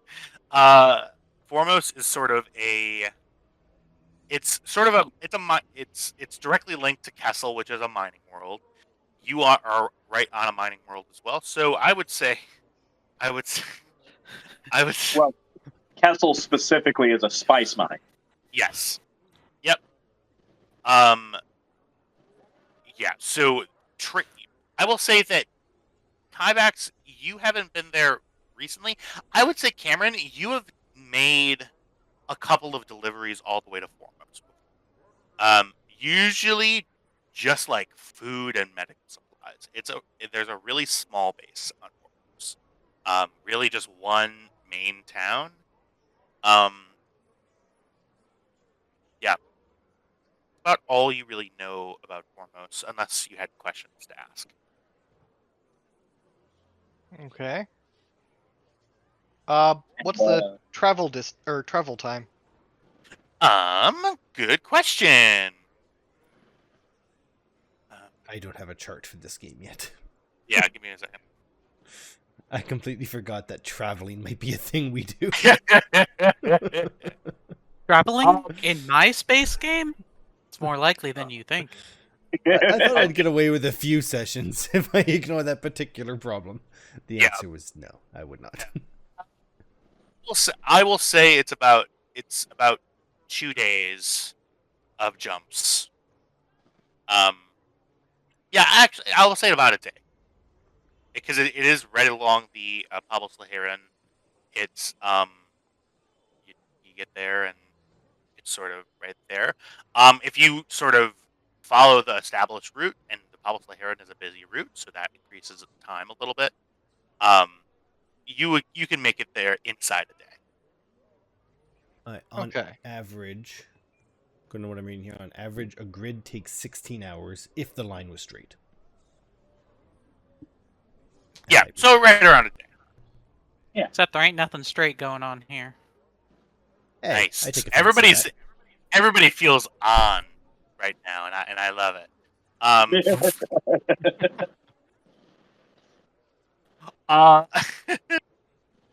So I'm the outlier. yeah. Gotta have a token straight. The Maeve continues. Well, I have some cargo that I need to deliver, and I heard that you were. I've lost it. Sorry. And I heard that you were a courier service. The only reason why I bring up the bounty is because I figured that Kybax rode with other bounty hunters. I don't know anything about you. Well, I tend to work alone when it comes to bounty hunting, but I do run with competent people. I can tell you that much, Your Eminence. Well, that's good to hear that I'm hiring competent people. Aren't you a little young to be a captain of a starship? Raised on starships my entire life, Your Eminence. Spend more time in a pilot seat than I did a booster seat.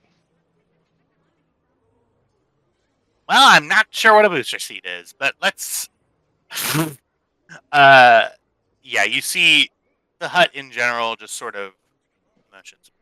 They will do for now. But I have one addition that I need. I have a cargo specialist in my employ. He will be a part of your crew, and he will be there to ensure my cargo makes it to its destination. Tam, you're sort of sitting along. You knew that there would be a crew that you'd be being put a part of. You know that this really isn't a voluntary assignment. You messed up a job a bit ago, and this is sort of the punishment for it. We were voluntold. So, I don't know if you're back yet, but I am. I'm here. Okay, good. Would you please describe Tam Bayless for me? Okay. Tam is average height. He's about 5'8". He's got shoulder length blonde hair and blue eyes, and he's almost always got like a half smirk on his face, like he's kind of, sizing the room to see what's up. And he's sitting in a very relaxed pose until he senses he's being talked about, and he sits up straight and looks around. He kind of gives out this big sigh. Boy, mates. Looks like I'm joining your crew. Cameron nods. I've worked with Tam before, and I know that he is definitely not a cargo specialist. He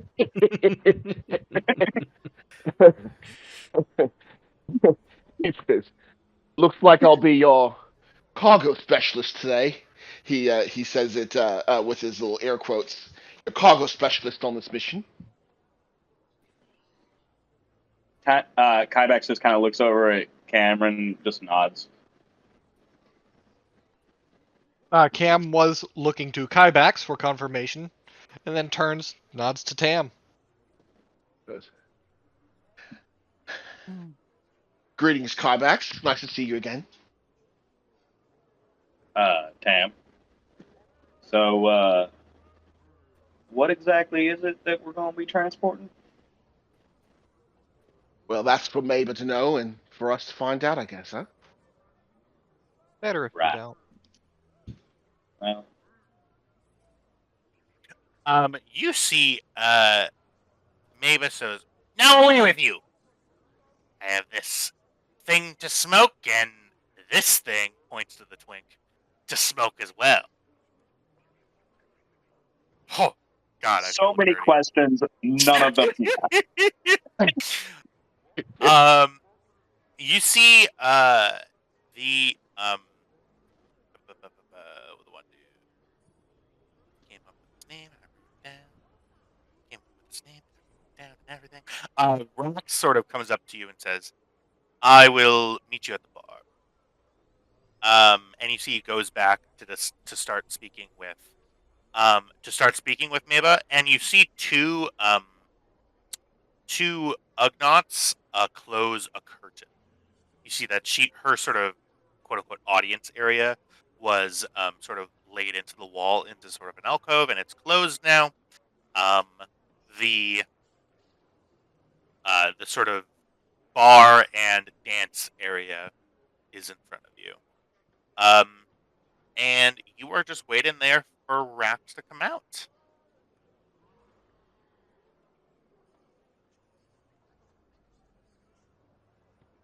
Waiting for who?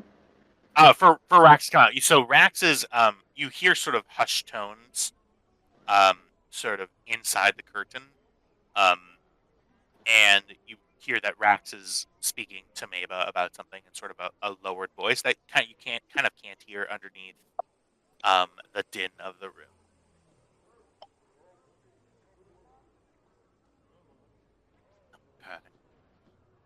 Okay. You hear Maba goes, "I know that," and you hear a slap against skin. Okay. After a minute, what are you guys doing as that's happening? As this sort of conversation is happening behind the curtain. We were told we'd be met at the bar, right? Yep. So heading to the bar. All right. Yeah, I think that's what I'm gonna do too. All Yeah, right. Sari is equal parts fascinated and mortified by everything that's around, Oh man. and isn't really sure how to process all of this. All right. Yeah. Come on, let's get out of. Cam says, "Come on, let's get out of here. I don't want to hear. I don't want to hear what's going on in there. Let's go to the bar. Then we can do our introductions." Perfect. You guys make your way over to the bar. You see some of the patrons sort of eye you, look you all up and down, and you see that they actually stand up and give you seats like right at the bar. You see that they're sort of they're too deep in sort of like standing and seating at the bar. You see that they're kind of getting slammed right now. That people look at you with sort of a little bit of deference just because you were just speaking to Maba, and now you're out and you are still here.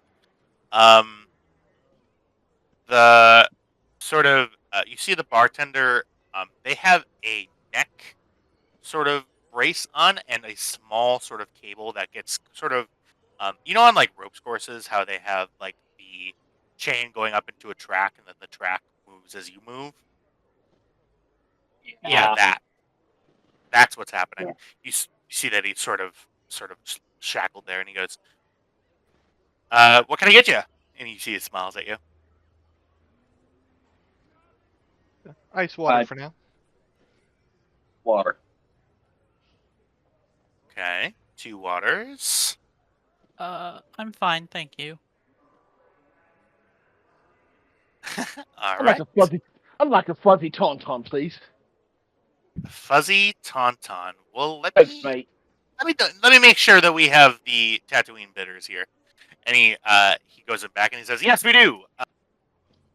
And you see puts down the glass, shakes a couple of like sparkly blue bitters. Do you want cream or no cream? Definitely cream. Yeah, I kind of. And it's blue milk cream. Yeah. So you see, he has like a little coffee frother, and sort of a blue, like chunky, uh, sort of in it, like a tall, sort of decorative glass with sort of a decorative straw in there, and then you see he spoons out this sort of. It smells like goat cheese. The cream, right across the top, has a nice aroma. You see a couple of people. You see a couple at a table go, "I'll have what he's having." Cam, I've known a lot of people over the years, and I've seen a lot of drinks. That has got to be the most disgusting thing I've ever seen. Listen, you gotta drink what's potable in this place. That's how a lot of it is. And with that, you see some ice, quote unquote, water gets served to you. You see the ice, the glasses immediately has condensation around the outside and is not really cold. It's more between cold and warm, closer to cold than warm. Look, that's fine given this climate. That's serviceable. And whoever ordered the other water is just a straight thing of like higher than room temperature water. There it Why is. is it hot? I mean, buddy, you knew the What's what did you the say? buddy, are you new? You think you're trying to get cold water on this planet? Well, cold's one thing. This is hot. Okay, I can switch it off for you. Not a big deal. You see, he sort of laughs and realizes that you're not like playfully joking, like you're actually asking for something. And his eyes go wide, and he's like, "Oh yeah, for sure." I'm and- asking for like a little bit lower than room temperature, not Yeah. Oh, cold, he's doing just it. not hot.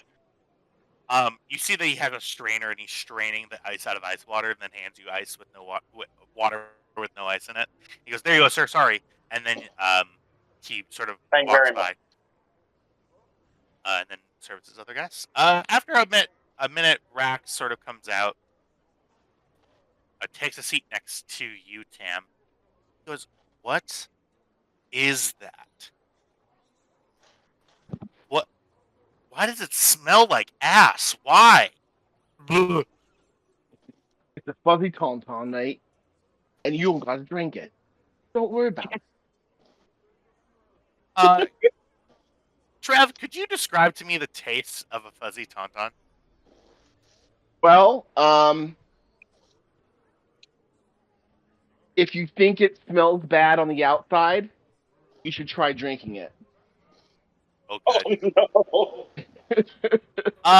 Many different textures hit your palate as this very unctuous drink gets blended up.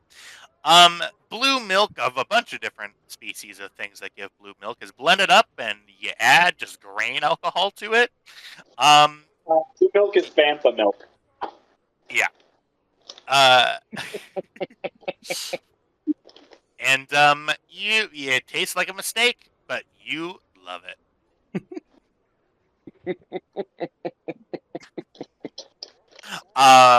Rax goes, two shots of the ale that's on house. And you see, he goes, yes, Mr. Varen, right away. And you see he drops what he's doing with the other customers, grabs 2 shots, and just sort of steps away and goes, I hope you like it, sir. And then walks and begins servicing the other guests. The service here is just so good. It's a shot. And he sort of flips it up, and it lands on its rim. The cargo that you'll be taking is rather sensitive, and it needs to go into the settlement that's outside of the spaceport. There's only one spaceport, so if you get lost, truly, I cannot help. Who's our contact on the ground? There is a... Give me just 1 second. I actually have this written down.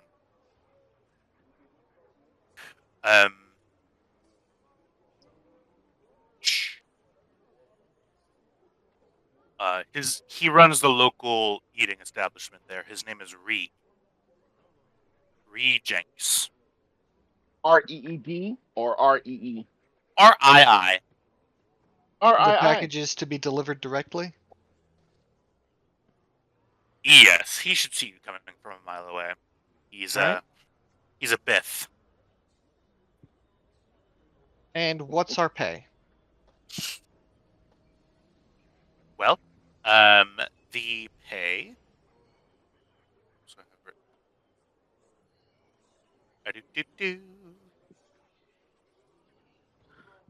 Because I have this sort of set out at like an actual. Okay. Apologies, everybody. I should have this better prepared here. Yeah.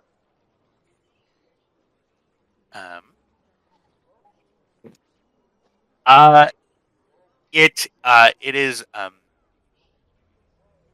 there will be an advance pay of any slips, any he slides 1,000 credits on the table. Advance payment of 1,000 credits, and then Rejects will be providing you with the payment that is due to the hut, and compensatory pay for you as well in the amount of 2,500. So we drop the package off and then bring Maba's cut back here. That's right. You fill us up before we take off? Oh, I'll fill you up. Yeah, for sure. They're filling up your ship right now. Cam will take the chip. Hold Don't on, spend it all pause. over the place. Pause. Yeah, I need us yeah. all to sit with what Tyler just did. I need us all to just take a minute, feel it, embrace the energy. And then, now we can move on. Yeah, for sure. I got you.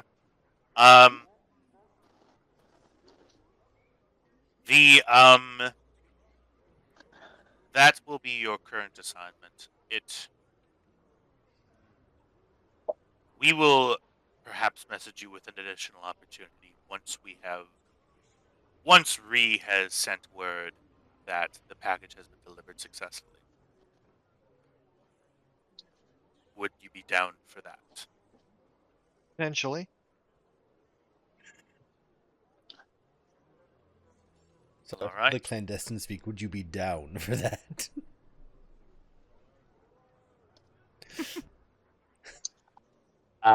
I foresee many working opportunities in your future should this mission succeed. There we go. The Twi'lek looks over at you and says, I would warn you. Foremost is not exactly a place that is hospitable to many visitors. It's not a very nice place. I've been there once or twice. It's rather dry there. Cam looks at him, looks at the nearest window, looks back at him. His face is dead serious. So it's Okay. worse than that. So it's worse than here, was your question? Yeah. Well, at least here you get the acid rain. He turns around and wonders who that voice comes from. What voice? What? Who said that? Was that you, Jack? It was completely different from your normal voice. Sorry, that just made me laugh. Is there anything else that you require from me? I think we have all the information we need. Well, I won't say good luck. Well, I did just say good luck. I did have one question, sir. Yes. This target I'm picking up, what kind of resistance am I looking at going to get him? We are rather unsure. The information that we're getting out of Foremost right now is not great. We know that the target is there. Target by the name of Bandon Doe. You got an identity disc? No. Well, yes. He hands you sort of a puck, and it has doesn't have a picture with it. It has biographical details. Bandon Doba. Give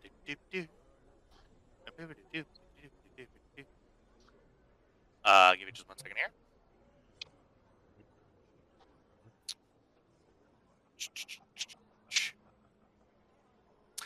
He is an Aqualish. A sort of adult male, sort of beefy neck. This is the words that you're reading.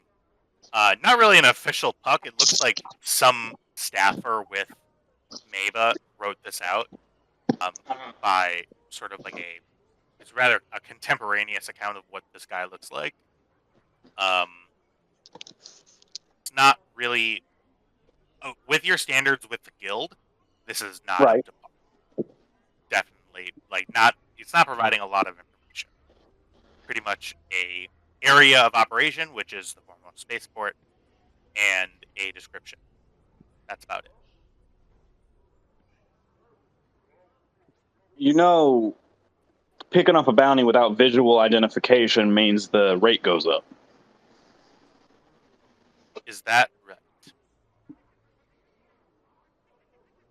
I'm going to have to be doing the hunting. Isn't that the occupation that's in your title? Bounty hunter? Yeah, and usually I know what I'm looking for.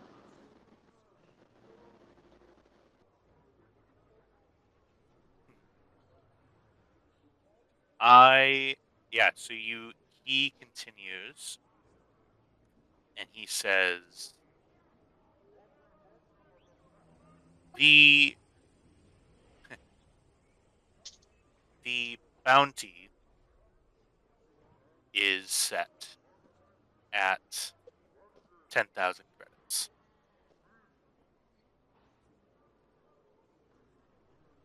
All right. That makes it worth it. I think you'll have him by the end of the week. Give me his corpse. It's 3,000. Understood. Good. All right. You see. Here's what you see. Rax takes his other shot to the crew of the Stormrunner. Good hunting. Damn lips are Smiles. drink. And Jesus Christ. Well, they're hey. worth more money alive here. I can take a rep hit in Star Trek. Yeah. He stands up. Rax moves back and sort of loses himself in the crowd. All right, folks. We got a destination. We got a mission. A couple missions, actually. Where are we going here? Well, Tan, I think it's about time we took you back to the ship and got you a bunk. I could use. Oh, yeah. I haven't seen your ship yet. What did you say the model was on that thing again? Kybax, you have seen this ship so many fucking times. Don't give me that bullshit. Please tell me you're still not flying that thing. Oh, as long as it gets us from here to there, I don't really care. Kybax, I've never hit you. But you got me thinking about it real hard. All right. Let's go see the old girl. All right. Don't worry. Make your way. She's ugly in a charming sort of way. Oh, You I know. start. I like her. Calling my ship ugly? In a charming way. It's basically like one of backhanded those cute. wolf cats. Mushy face cat. Anywho, continuing on. Are we heading right to the ship? Is there business? You guys got a little bit of a payday, right? $1,000, 1,000 credits. I'm sorry. To the ship for split now. Yeah, absolutely. I Well, want to get that 1,000 credits somewhere safe. I do need to make a stop before I tell them to head on to the ship. I'll meet them there. I do need to make a stop and check on my foundling. All right. But I don't tell them that though. All right. Secret child. Yeah, so the rest of you all take off, and you guys see Kybak starting to peel away.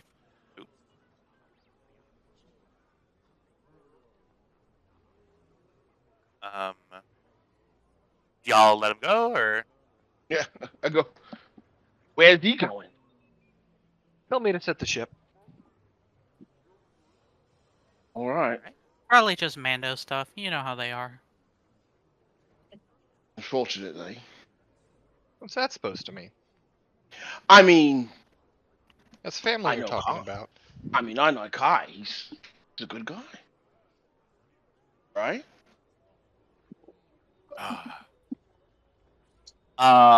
yeah, y'all continue walking over to the spaceport. A little bit of further of a walk. Buybacks. Hmm.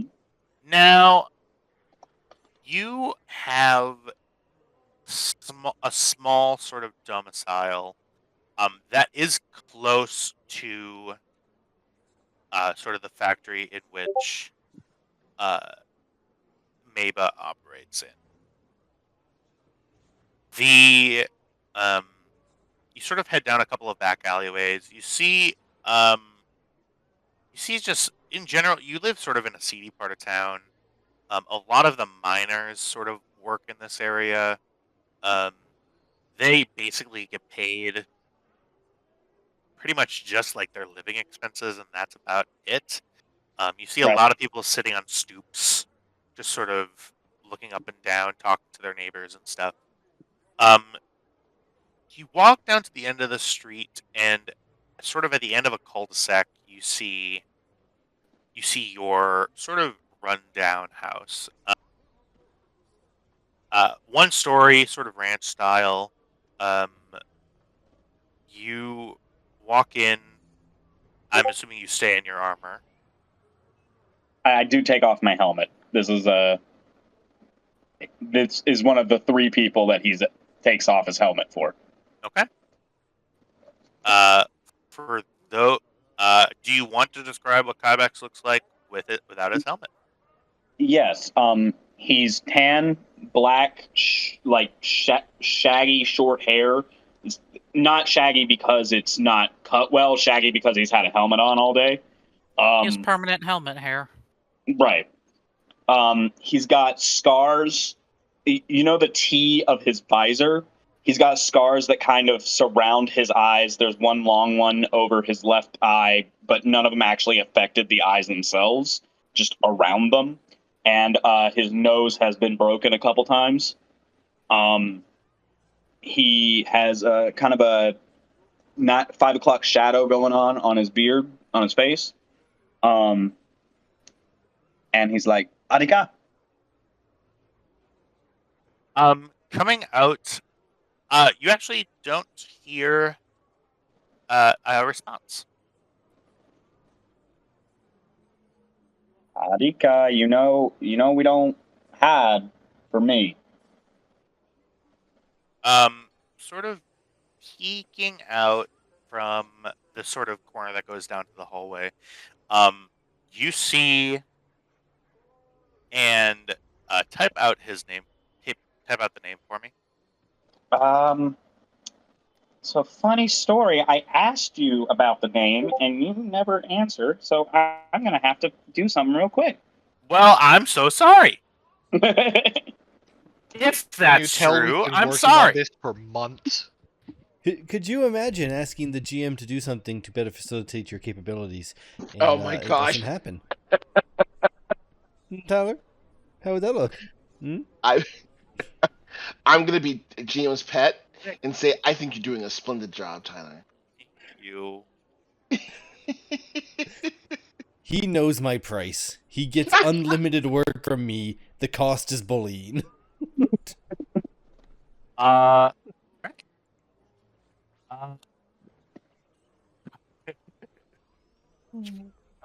Karga. Karga peeks his head around. You see the spikes sort of come out first. You see him pretty much every day, right? Yeah, I always go in and check on him. He sort of peeks his head out and he says, Kybak, somebody came looking for you earlier today. That's why I was hiding. Oh, they did. What did it look like? Well, not someone really. It was a droid. Sort of a, Yeah. he was That's all nice. right. Yeah, the G4 is pretty nice. So, listen, Adika, I got a job. It's going to mean I'm going to be gone for a couple days here. And he takes out 100 credits. Whoa. And he gives them to him. And he says, you need anything, you ask Lady Jenkins down the road. You know her. She's good people. You do not open this door for anyone. You know where the scattergun's hidden. Yeah? Yeah. Yeah. All right. So, just, you need to defend yourself. You know where that is. You know how to load it. You know how to clean it. Mm-hmm. I cleaned it today. Good. I will be back. Please do not burn down this house. Well, You come back and there's just this gaping hole in the middle of the front door and a chalk outline outside in 2 pieces. never. Nah, whatever. This is a Mandalorian foundling. He learned how to clean a gun almost before he knew how to walk. I know you want to clean your scatter gun, but you're going to have to crawl over there and get the oil. Right, exactly. Be faster to walk to it. That's right, get up. You see that that Karga has he's sort of wearing kind of shabby clothes, but I mean, it's not really a lot of material needs in this I make house. sure he keeps in clean clothes, good repair, but they're not anything extravagant. Yeah, so sort of like beige and sort of dark gray top with sort of some nice shorts. You see that fastened to his he's wearing sort of a belt around his shorts. Fastened through a belt loop is sort of a long stick that has notches carved in it. He realizes he sees what you're looking at, and then he sort of turns sideways slightly.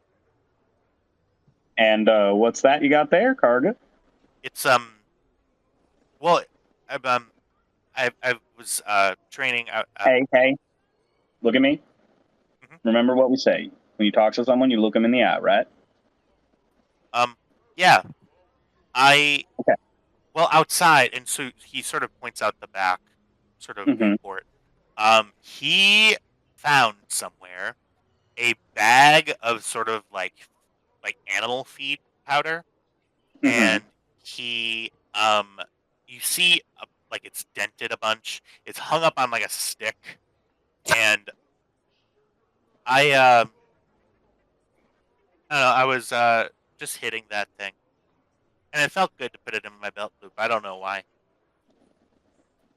Sounds like you found yourself a little weapon. That's good. Mhm. Now, if you want something like a club, I can I think have a after club? this. Now, hear me out. I think after this job, if you're good, it's time to get you your first piece of Beskar. And your first weapon.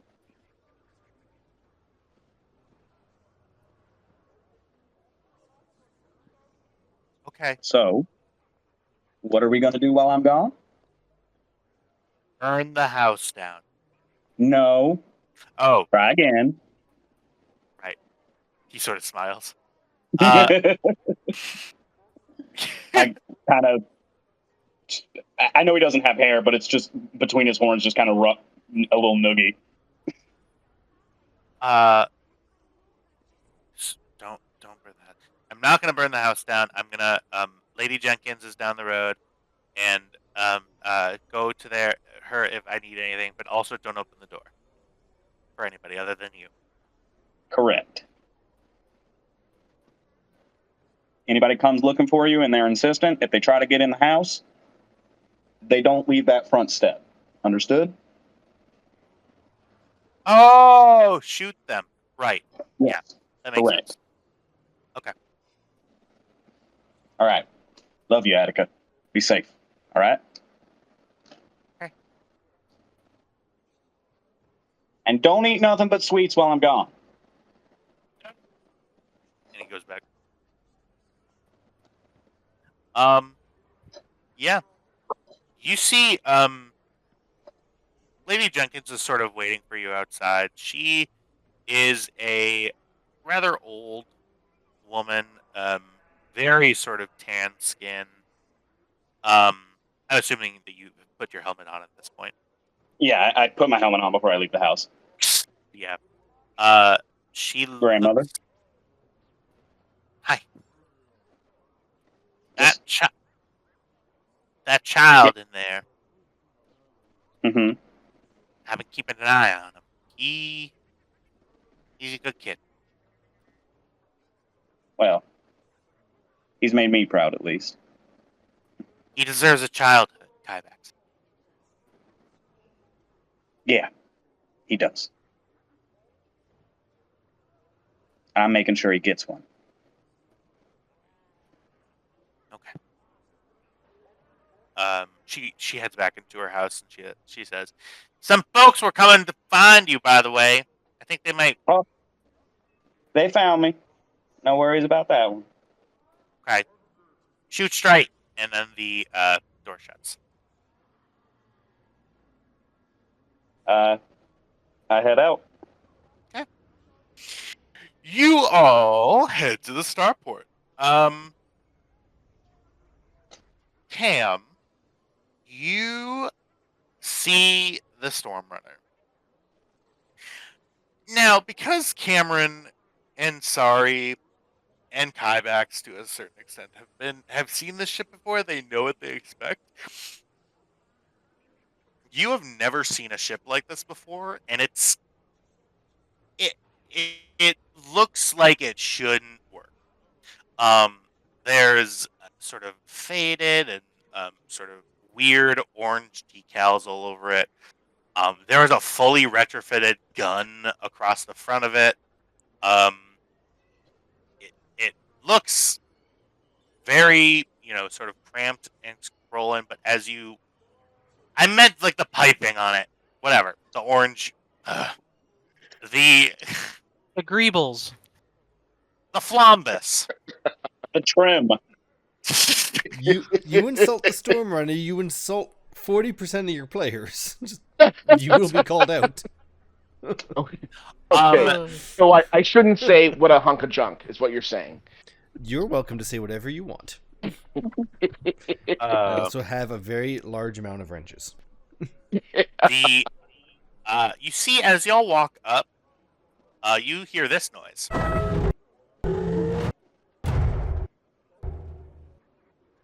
You see the landing door, the loading door is going. It extends, comes back, closes, opens, closes. It hits the ground kind of hard. Cam crosses his arms and makes a little bit of a smirk and says, "We're going up in that thing, eh?" You're free to walk. Unfortunately, I ain't got space boots, so I guess I'm going with you. And She's the door just got, shut. Yeah. got some personality, that's all. The loading door opens up. Finally. Standing on top of the loading bay door. I is believe Lina has No. a specific way she wants to be introduced. Oh, I'm sorry. I sent it to you, but you ignored it.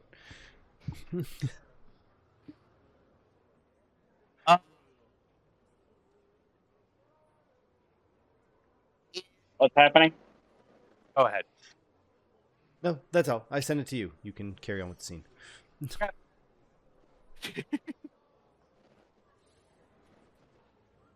Yeah, so you guys all walk in.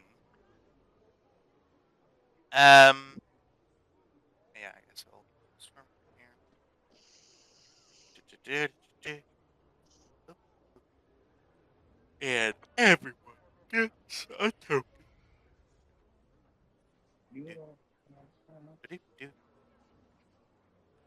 All right. I don't know who that is. Who what is?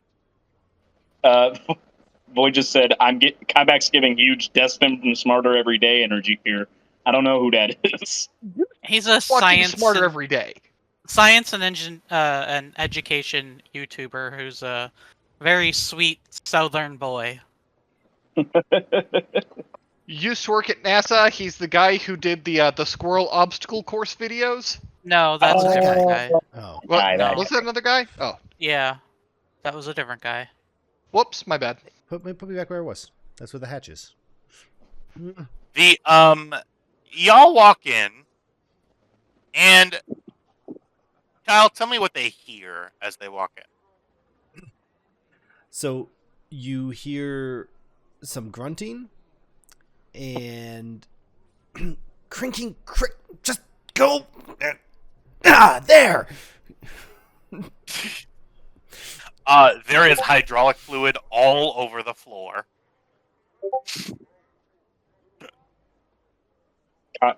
Is Kybak's there? No. Bringing a leak again there, Lina? As you say that, she smacks her head in startlement. God. And so, as you walk around the corner, her back half is lying on the floor. Her front half is dangling in a hatch. All you see is legs. Damn it, sorry. Cam walks over and smacks her across the backside. Son of a... She falls into the pit. Cranky, damn it. You hear a small splash from the hydraulic fluid. Cam just leans over and looks down into the hatch. There's a lot You of good, fluid. kiddo? And, yeah. Yeah. Can I try to lift her Got out? their gender fluid all over the floor. She Uh, she Oh, stands up oh, from the hatch that she's in, so only her upper half. Goggles, because I'm not stupid. Hydraulic fluid, bad for the eyes. Takes the goggles off and just lays eyes on Tam. Freezes. Puts the goggles back on. Crouches down and just grabs the hatch and closes it.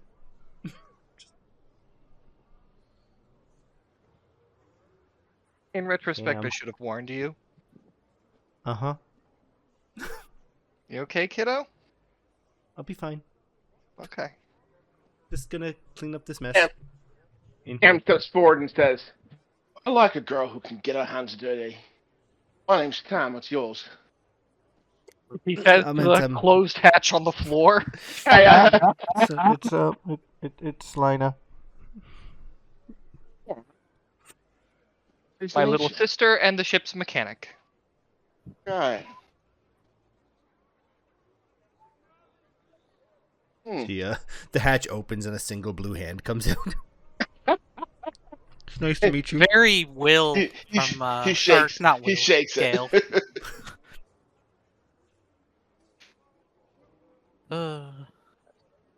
BG3 Gale. Taking yeah. his hand out. Yeah. Please. Alright, well, Tam, door's let's working. get you to a room. Get you shown around. There are some ground rules on this ship. Okay. What would those be? First, everyone pitches in. If you don't know how to do maintenance, you know how to use a mop. Mop it is. Second, Next. bathroom, refresher, showers, right there. When you use the showers, you bring a change of clothes in with you. No one goes streaking through my ship, alright? No Except you dangly when you bits. think nobody's looking, right? No dangly bits. Got it. Next. Sorry, I have a shower in my quarters. Hasn't stopped you before. You shut your mouth. I think I'm gonna Grins. like this ship. Quite a bit. Oh, you say that now. I'm usually the cook. Listen, I just down a fuzzy tauntaun with no problem. I ain't got a problem with your cooking. Guarantee it, hon. That's gonna be fun. Well, now I gotta make up a whole list of Star-worthy names. Yeah. All things are fuzzy. The,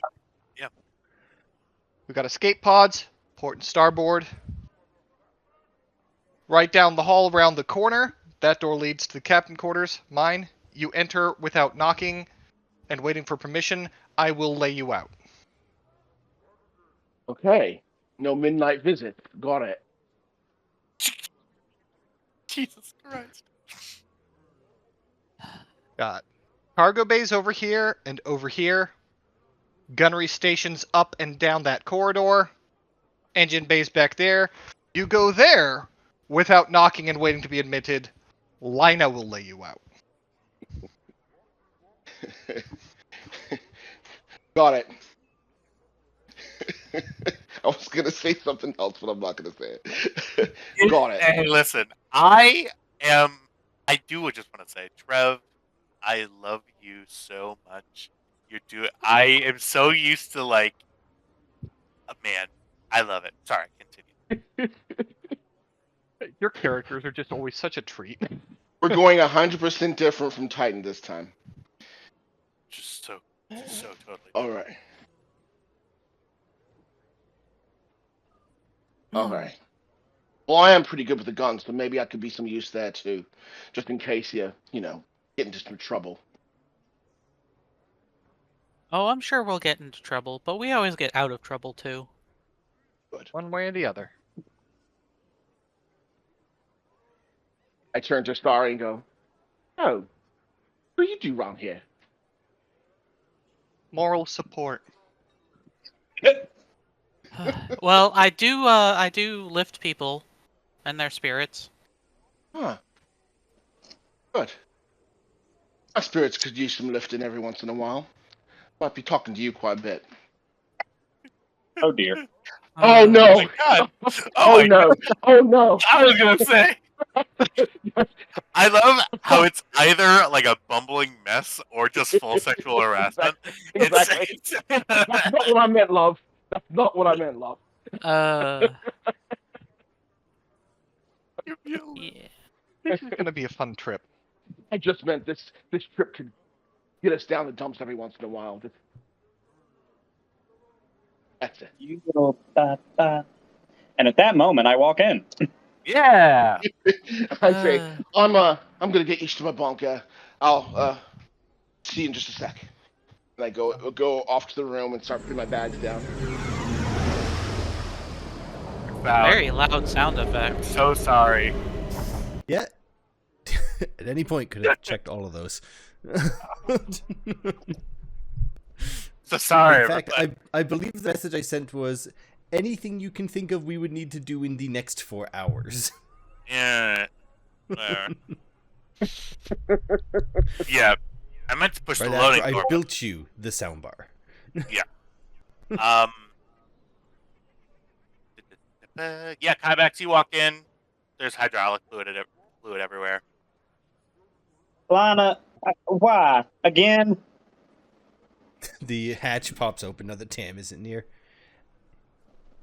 In my defense, the hatch is working. How did you Right. even spill this much fluid? Look, Lina knows the rules. You make the mess, you clean it. Other than that, Yeah. we're all good. I'm not mad, I'm just baffled. This looks like half the hydraulic fluid in the ship. You'd be wrong. Very. Uh, I mean, for the atmospheric control surfaces, for the landing gear, for the various doors. I mean, this is pretty much Sorry just rolls her eyes. maybe what, a fourth of the stuff for the cargo door. So, Yeah, Lina? they're each individual, like each individual hydraulic system has its own container. So Ah, this yes, is my just niece the is- door. Sorry, nerd. Uncle. They don't understand sarcasm very well. Oh, yes, I do. I just made the deliberate choice not to for that statement. It's like I never left. You hear so loud. Oh.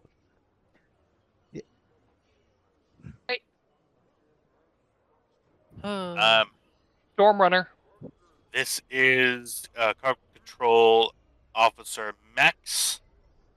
We have some cargo to deliver here from you, courtesy of Rax. He said that you would know what that meant. That's not an official designation. I just work here. Understood. All right, we got cargo to load. Let's get going. Look, a hydraulic spill. You have fun. I'm just gonna. Lila, go ahead and give me roll me a D100 for me. You want high? T100, eh? Yep. Wow. No, I wrote /T100. The loading door. Oh, don't, come on. Stop using the throwaway jokes against me. Very slowly open. It's so loud. Sorry.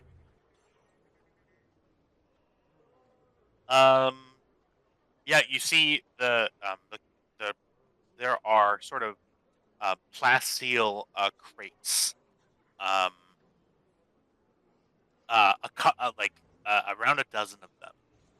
They would probably fill one full cargo bay.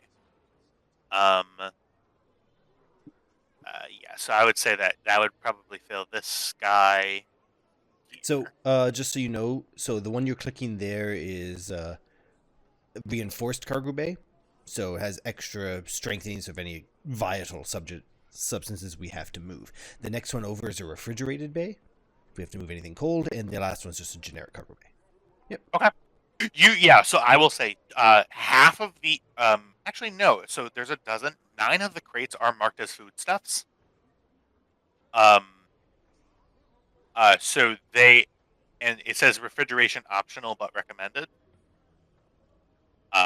3 of the crates, of the 3 that are left, 2 of them have no designation on them whatsoever. One of them has a caution explosive designation on it. All right, well, that pretty much tells us where we're putting each crate, doesn't it? Alrighty. You guys take about 30 minutes here with 5 of you. See, normally with like 3, it would take a bit. But since you guys have 5 people sort of working on it, I am busy. Since you have 4 people, it goes slightly slower than with 5 people. And you sort of 2 at a time. You guys take those crates up. Do you open any of the crates? Absolutely. As a matter of not. fact, I once the loading starts to go, I suggest to all of y'all we don't actually open up any of these crates.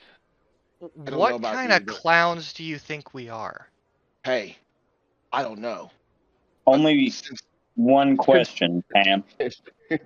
I've actually traveled with you, I'll give you the benefit of the doubt, eh? Do you know what's in them? Unfortunately, Kai, I have no idea at all. But I've got an itching curiosity. I just don't want to look. That's probably a good open any instinct. of You should those? follow that instinct. You open any of those crates and you will be walking home from the halfway point. You won't. You won't see me touch any of them. Swear. You see, that's not the same thing as saying you won't touch any of them. I won't open any of them. I'm curious, but I won't. I owe Maeva a favor, and she's making me pay. And this is my payment. Keeping my hands off those things. Good. All right then. I'm gonna go run pre-flight checks. I'll whip us up some Tinglar. You still got that hot sauce? Of course I have that hot sauce. Just, don't spill it anywhere. Lina just finished cleaning up from the last time you spilled some. Cam, give me a perception check. Difficulty of, I'll say of 2. You? Yep.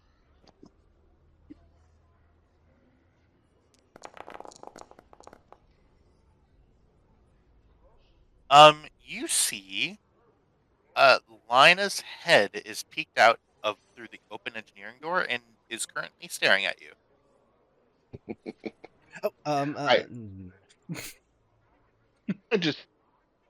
I just wink, and I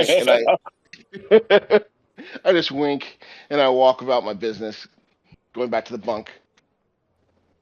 And I whistle. I start whistling. Engineering doors shut. Duty.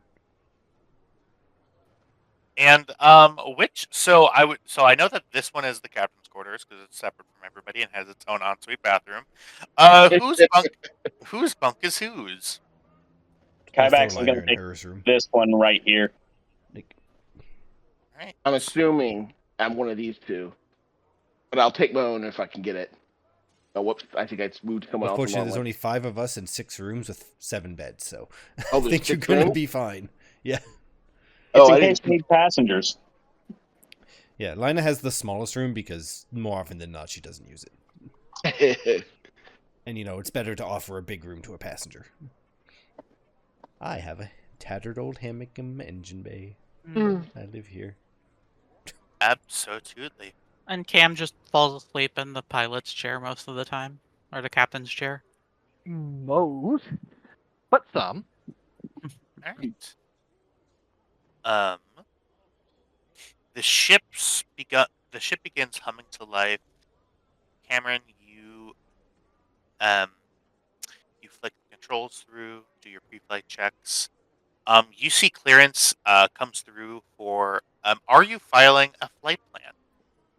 Is she legally required to file a flight plan? It's seen as a courtesy to do that, yes, but it is not a requirement. Well, a place like Sleheyron, I imagine, while it is seen as a courtesy, no one will blink if you don't. That would be true. So yeah, she won't. Alrighty. They were not told to be discreet, but they were also, hired by a hut to deliver items that they weren't told what they were. Absolutely. Okay. I will go ahead and go ahead and give me just 1 second here. I do. Boop, boop, boop, boop. All right. You are going along an established trade route. I would say it is, yeah, so 246 is my page number. Expected run time is right around so you're on my time zone, so I believe we have a hard stop at 11. Okay. I can keep going, actually. Okay. We'll be ending at 11 today. Okay. Okay. Awesome. Let me just take a look here. I am just trying to find. There was a page number. There was a question, and I was distracted. Give me 1 second. Sorry, everybody. And 246. Do.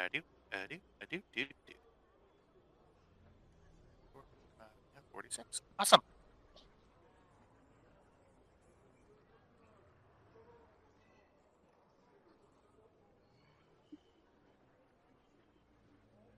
Does an astrogation check need to be rolled? Yeah, that's sort of what I'm just trying to get the sort of other information that I need for that. Yeah, so within a sector between 10 and 24 hours. So I will say Are you going to be? I have a couple questions for you. Sleheyron is the established trade route and is a hyperspace lane. Are you going to be?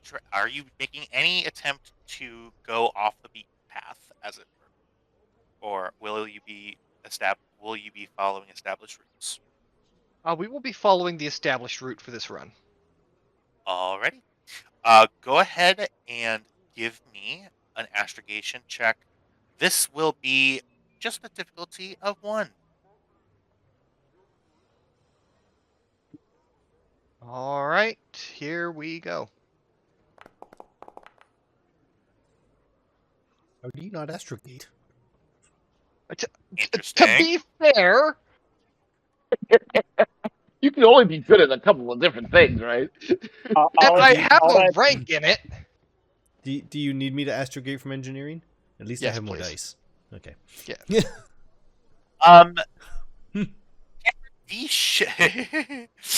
Man, that's a really bad roll, and I'm so sorry.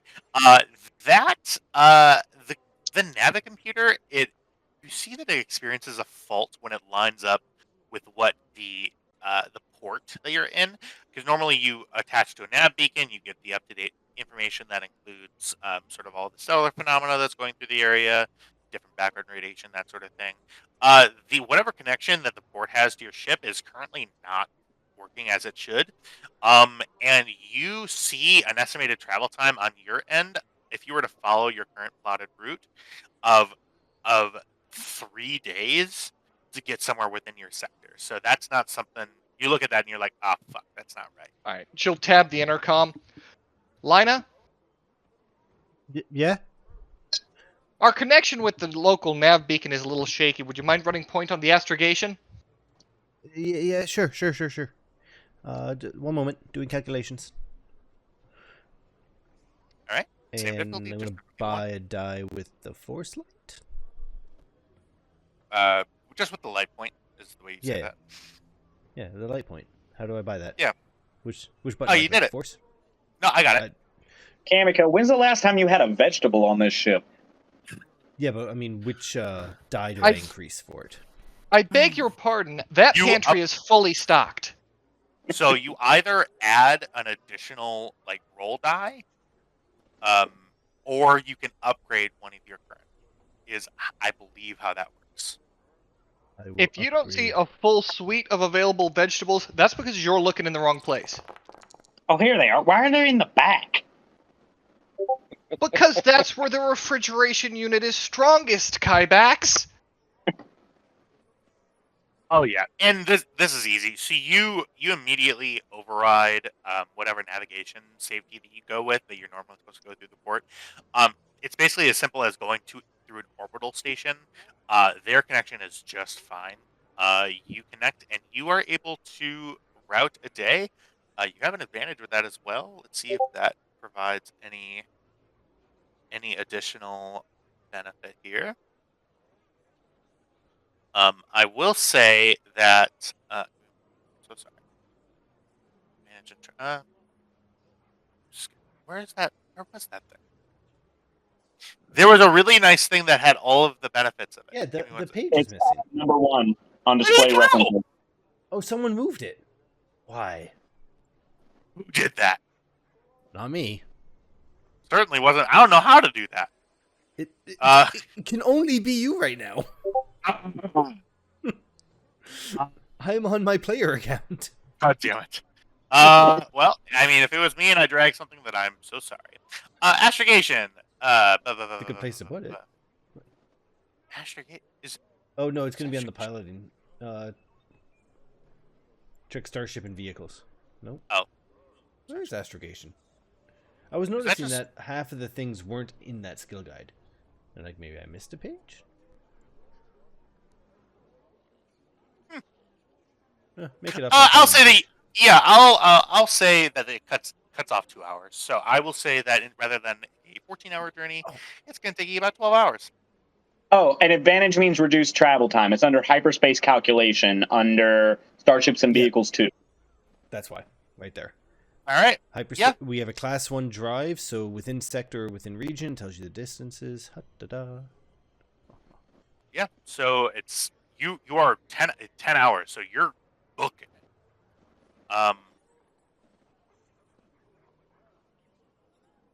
A really smug Cam comes over the comm to the pilot, to the cockpit. You mean a really There you smug go. Lina?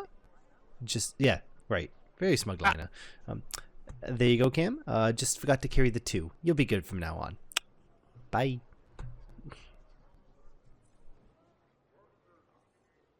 At this point, the whole ship starts smelling the spiciest food you have ever smelled.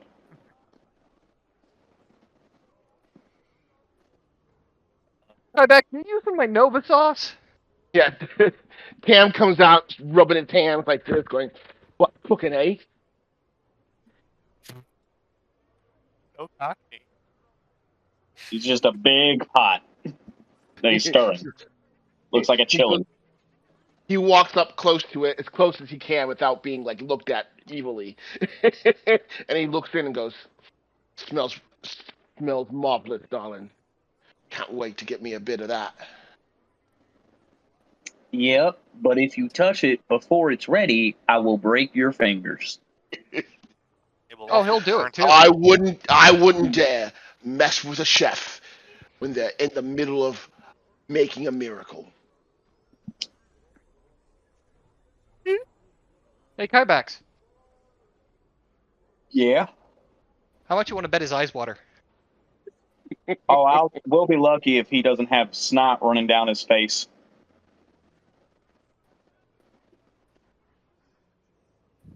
It ain't like me. It ain't like me to talk a big game, mate.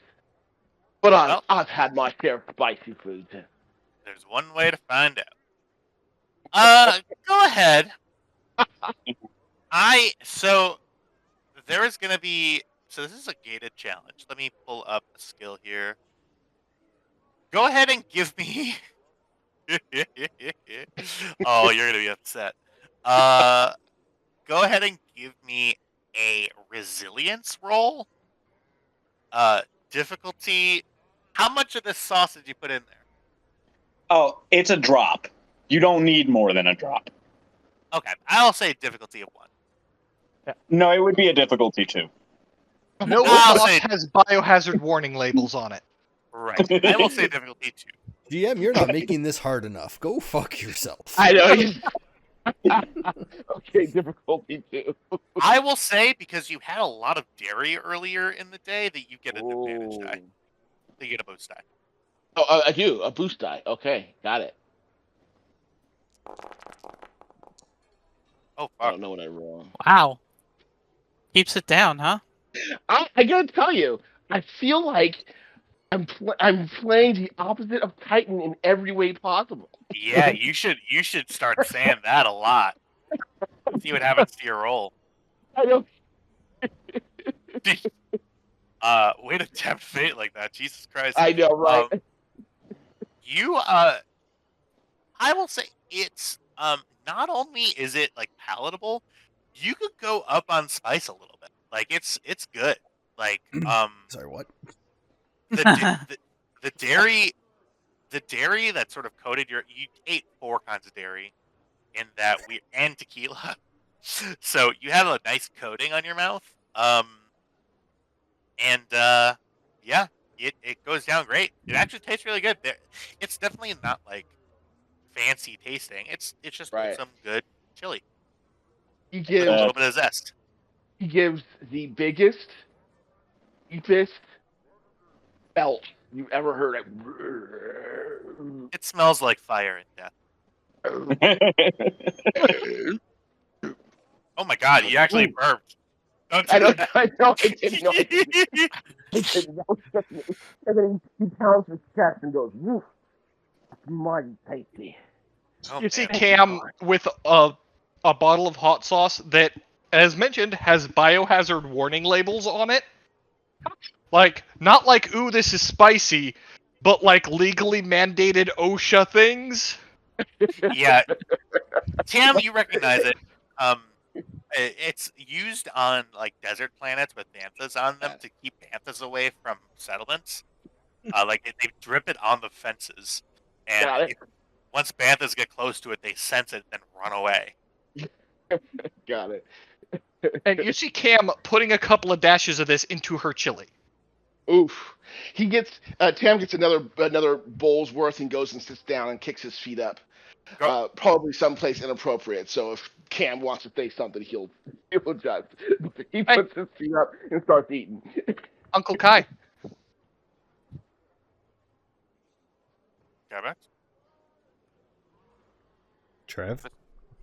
No. Just Hello? Yeah, Tristan. What? Hello? Yeah. I'm There Uncle you are. Kai. sorry, somebody said Uncle Kai. Sorry about that. I had to step away to pull something out of the oven before it burned. Okay. I understand. What's up? You remembered to make a small batch for, without the sauce for Lina, right? He points to another pot that's just like one of those little pots on the on a burner on the stove. Cam smiles, scoops some of that into a bowl, and then heads to engineering with it. What's Lina doing? And It is Tam, still spicy, to be clear. It's just not.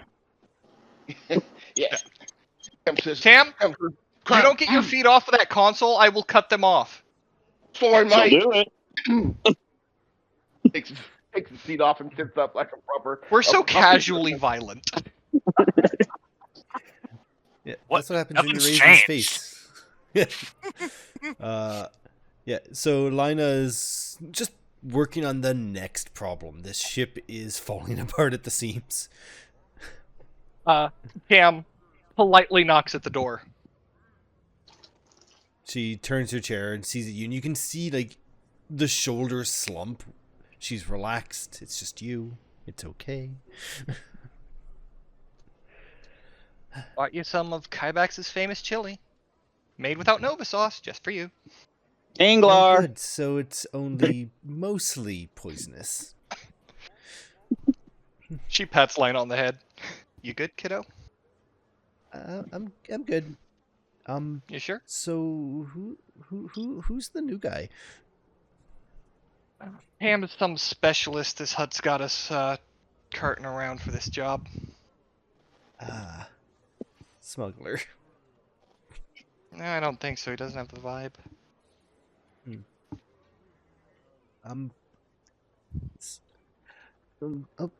Yeah.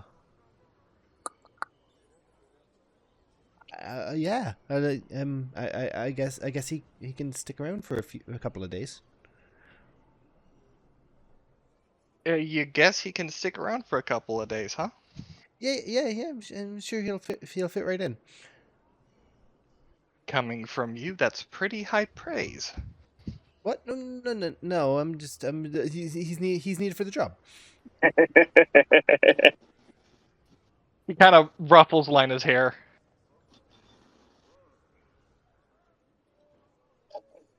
Hey, look, food. It is there. It's fresh off the stove. Let it cool. Hot. Yep. Well, I'm gonna finish this diagnostic and then the. But that needs to be fixed too. She just points to a random pile of junk. You know I appreciate you, Lina. Yep. Hopefully this job Oh, that's pays why I well appreciate because I'm running out of parts. Well, we're already got 1K in our bank, so there's that. Oh.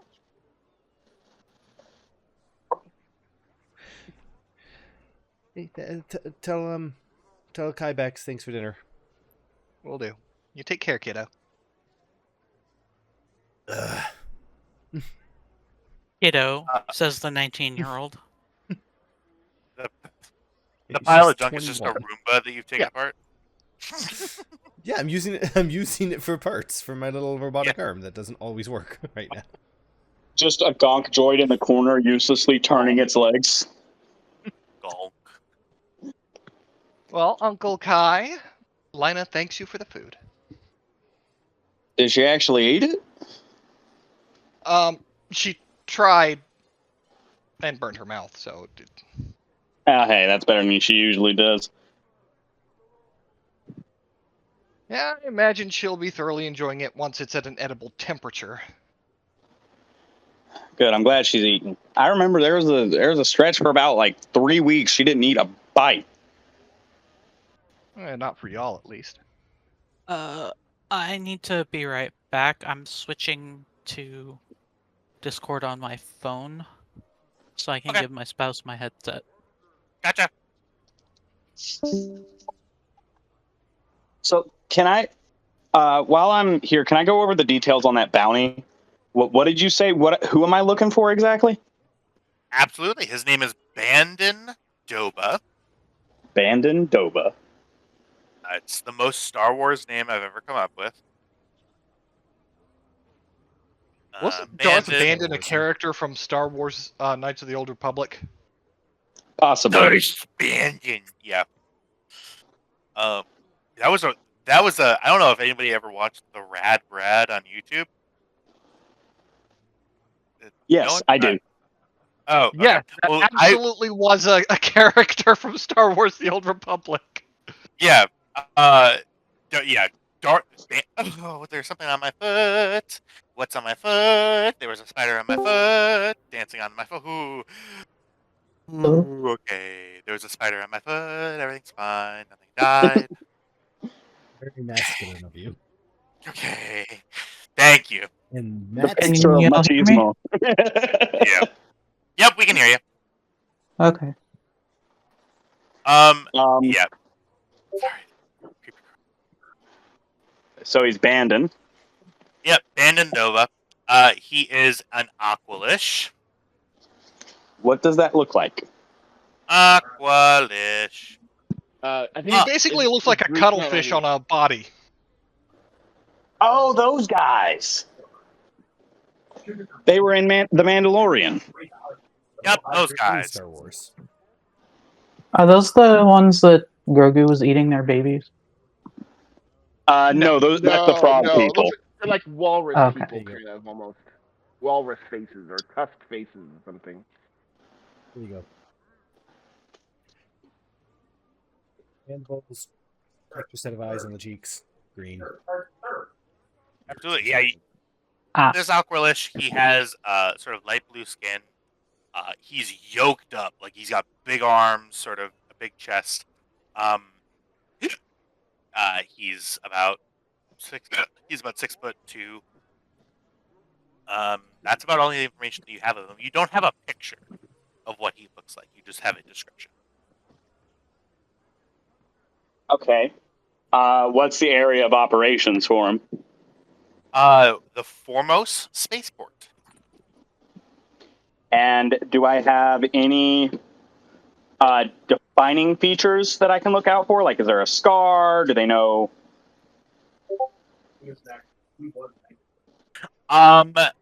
There. Nothing was mentioned in the description. Then can I go to the HoloNet and attempt to find this guy? You absolutely can. First of all, are we en route? Have we taken off yet? Yes. Okay. Yeah, Cameron, you plot the course. I'm gonna push the button. There's a sequence of buttons you need to click. Whatever. Enter hyperspace, the blue field, circling in front of you. Access the HoloNet. Now, are you basically going onto Star Wars Facebook and looking, or are you looking on a different... I think that Kybax would have access to basically like the bounty hunters network. It's like, hey, all the people of interest in a given area, as far as people who could be bounties or have information about bounties, we have information about them here. I'm looking for criminal records. I'm looking for news stories. I'm looking for basically any mention of him anywhere. Okay. Go ahead and give me a...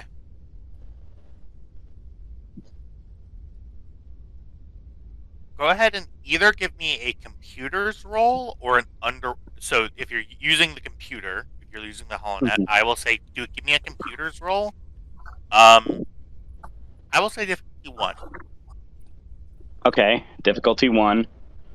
I will flip our last light point. Absolutely. Set in 18 minutes. All right. Let's see if I can do anything with that.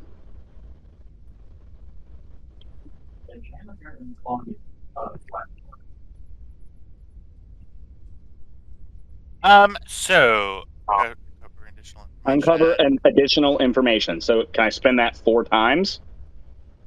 Yes, I will. Those 4 advantages. You don't see any mention of the name Vandandova directly. However, you start looking around foremost, and you start seeing a small trail that leads to an Imperial bounty database. You do have access credentials for the Imperial bounty net. And you see that it's still up and running. Probably pretty loosely administered, but Right. you have login credentials that you can go into sort of the front-facing interface. Do you log into the Imperial database? Imagine that Kybex probably has this account is linked to a HoloNet address that links to nobody, right? But he does log in. Okay. Yeah. I will say that you have like a bounty profile, but it doesn't mention anything about you. It's just sort of your business sort of screen. Right, like bounties completed, alive versus dead, that kind of thing. Yeah, pretty much like a stats page. Right. Keith Stormbringer. Oh, there's a I story love that there. name. There is a story there. Okay. You go into the Imperial Bounty Net. You see someone matching their description. The Oculish, male, the height matches, the skin color matches. You see that there is an Imperial bounty out. Not from the general, like, galactic-wide bounty net, but from the Castle mining facility, the Imperial mining facility at the spice mines of Kessel. They themselves have put out a private bounty notice that's still tied to the Imperial database for this Aqualish. The description only, it said known pirate and potential smuggler of spice. You see, it's from the office of Maruth Duel. Maruth Duel is the administrator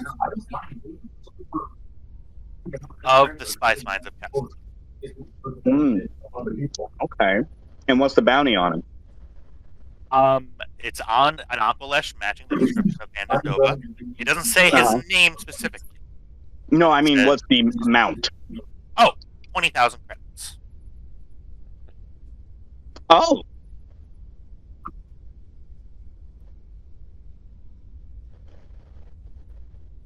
I'm not sure if that's kind of. I don't think it's me. Kyle, It's go ahead and Buford. yeah, go. Your mic is fritzing. Oh, my apologies.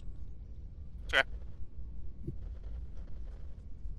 Does it say dead or alive? It does say. It says that the preference is alive, but that they will accept a course for the corpse for a reduced penalty, for a reduced reward. It doesn't say what that reduced reward is. Yeah, that should have fixed it. Okay. And remind me again, Maba said she wanted him alive, correct? That's correct. For 10,000 units.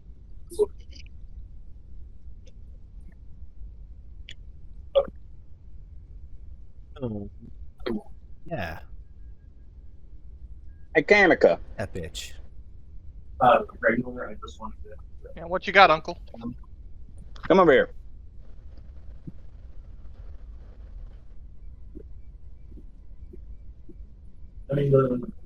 Think we might be able to weasel a little bit more money out of that hut?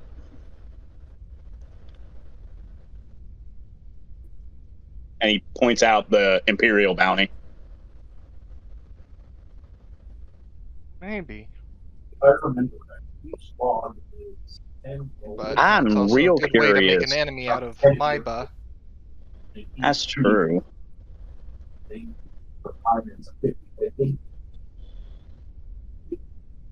Question is, why would the people at Kessel put a 20,000 credit bounty on someone they don't even have a hollow of? You know, that is a very, very good question.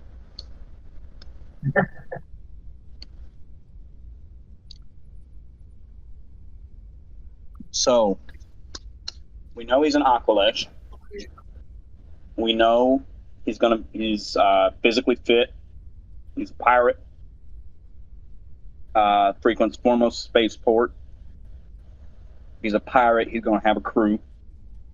So we're looking at. Yeah, I'll definitely be able to argue for at least 15K at the end of this. There's also going to be the salvage, his cruise gear. His ship. Well, the Dockmaster will have that seized long before we get to it and lay claim.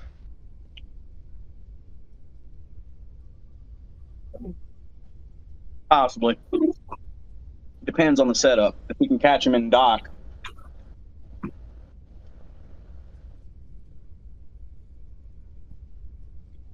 As this conversation is happening, sorry.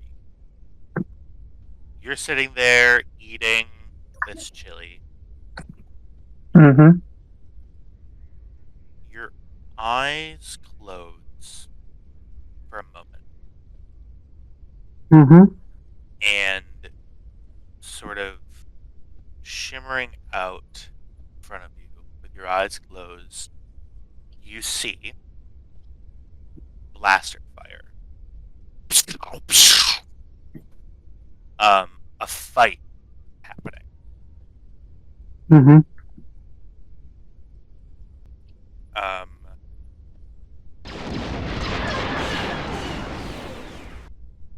And you see yourself lying on the ground. Mm-hmm.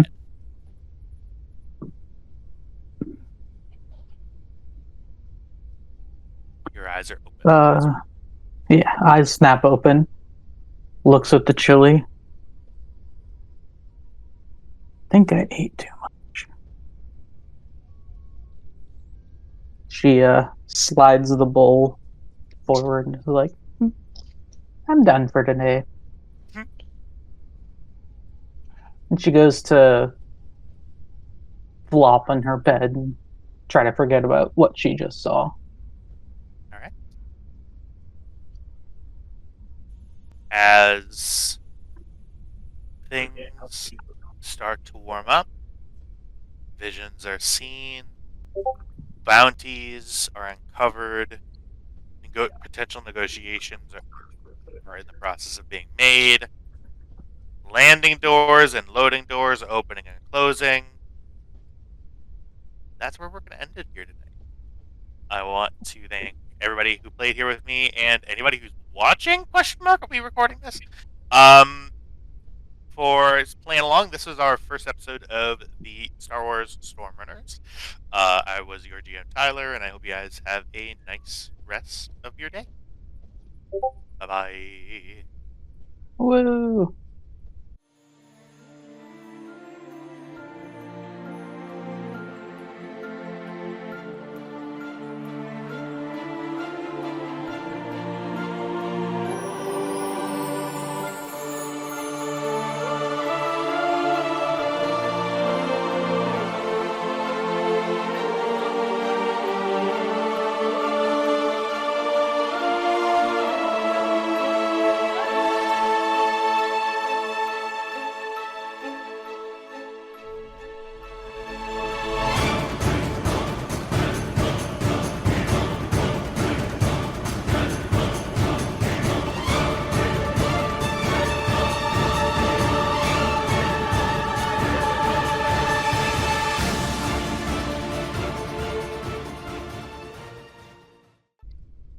want to keep playing.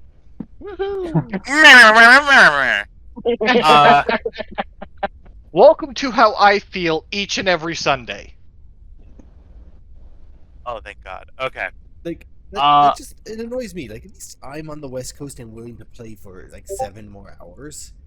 And I understand our GM, East Coast, can't. But Tristan, you and your silly, I have to go to bed at this time, except occasionally. It hurts my soul. Whatever you're doing tomorrow is not nearly as important. I said I was fine today. You're fine today. Stop and play. Well, the thing I have to do is work. Exactly. I also have to go. So to you're work. making an That's never active stopped choice me. to participate in capitalism. How dare you? Technically, I work for the bank regulator for my state, so I'm regulating capitalism.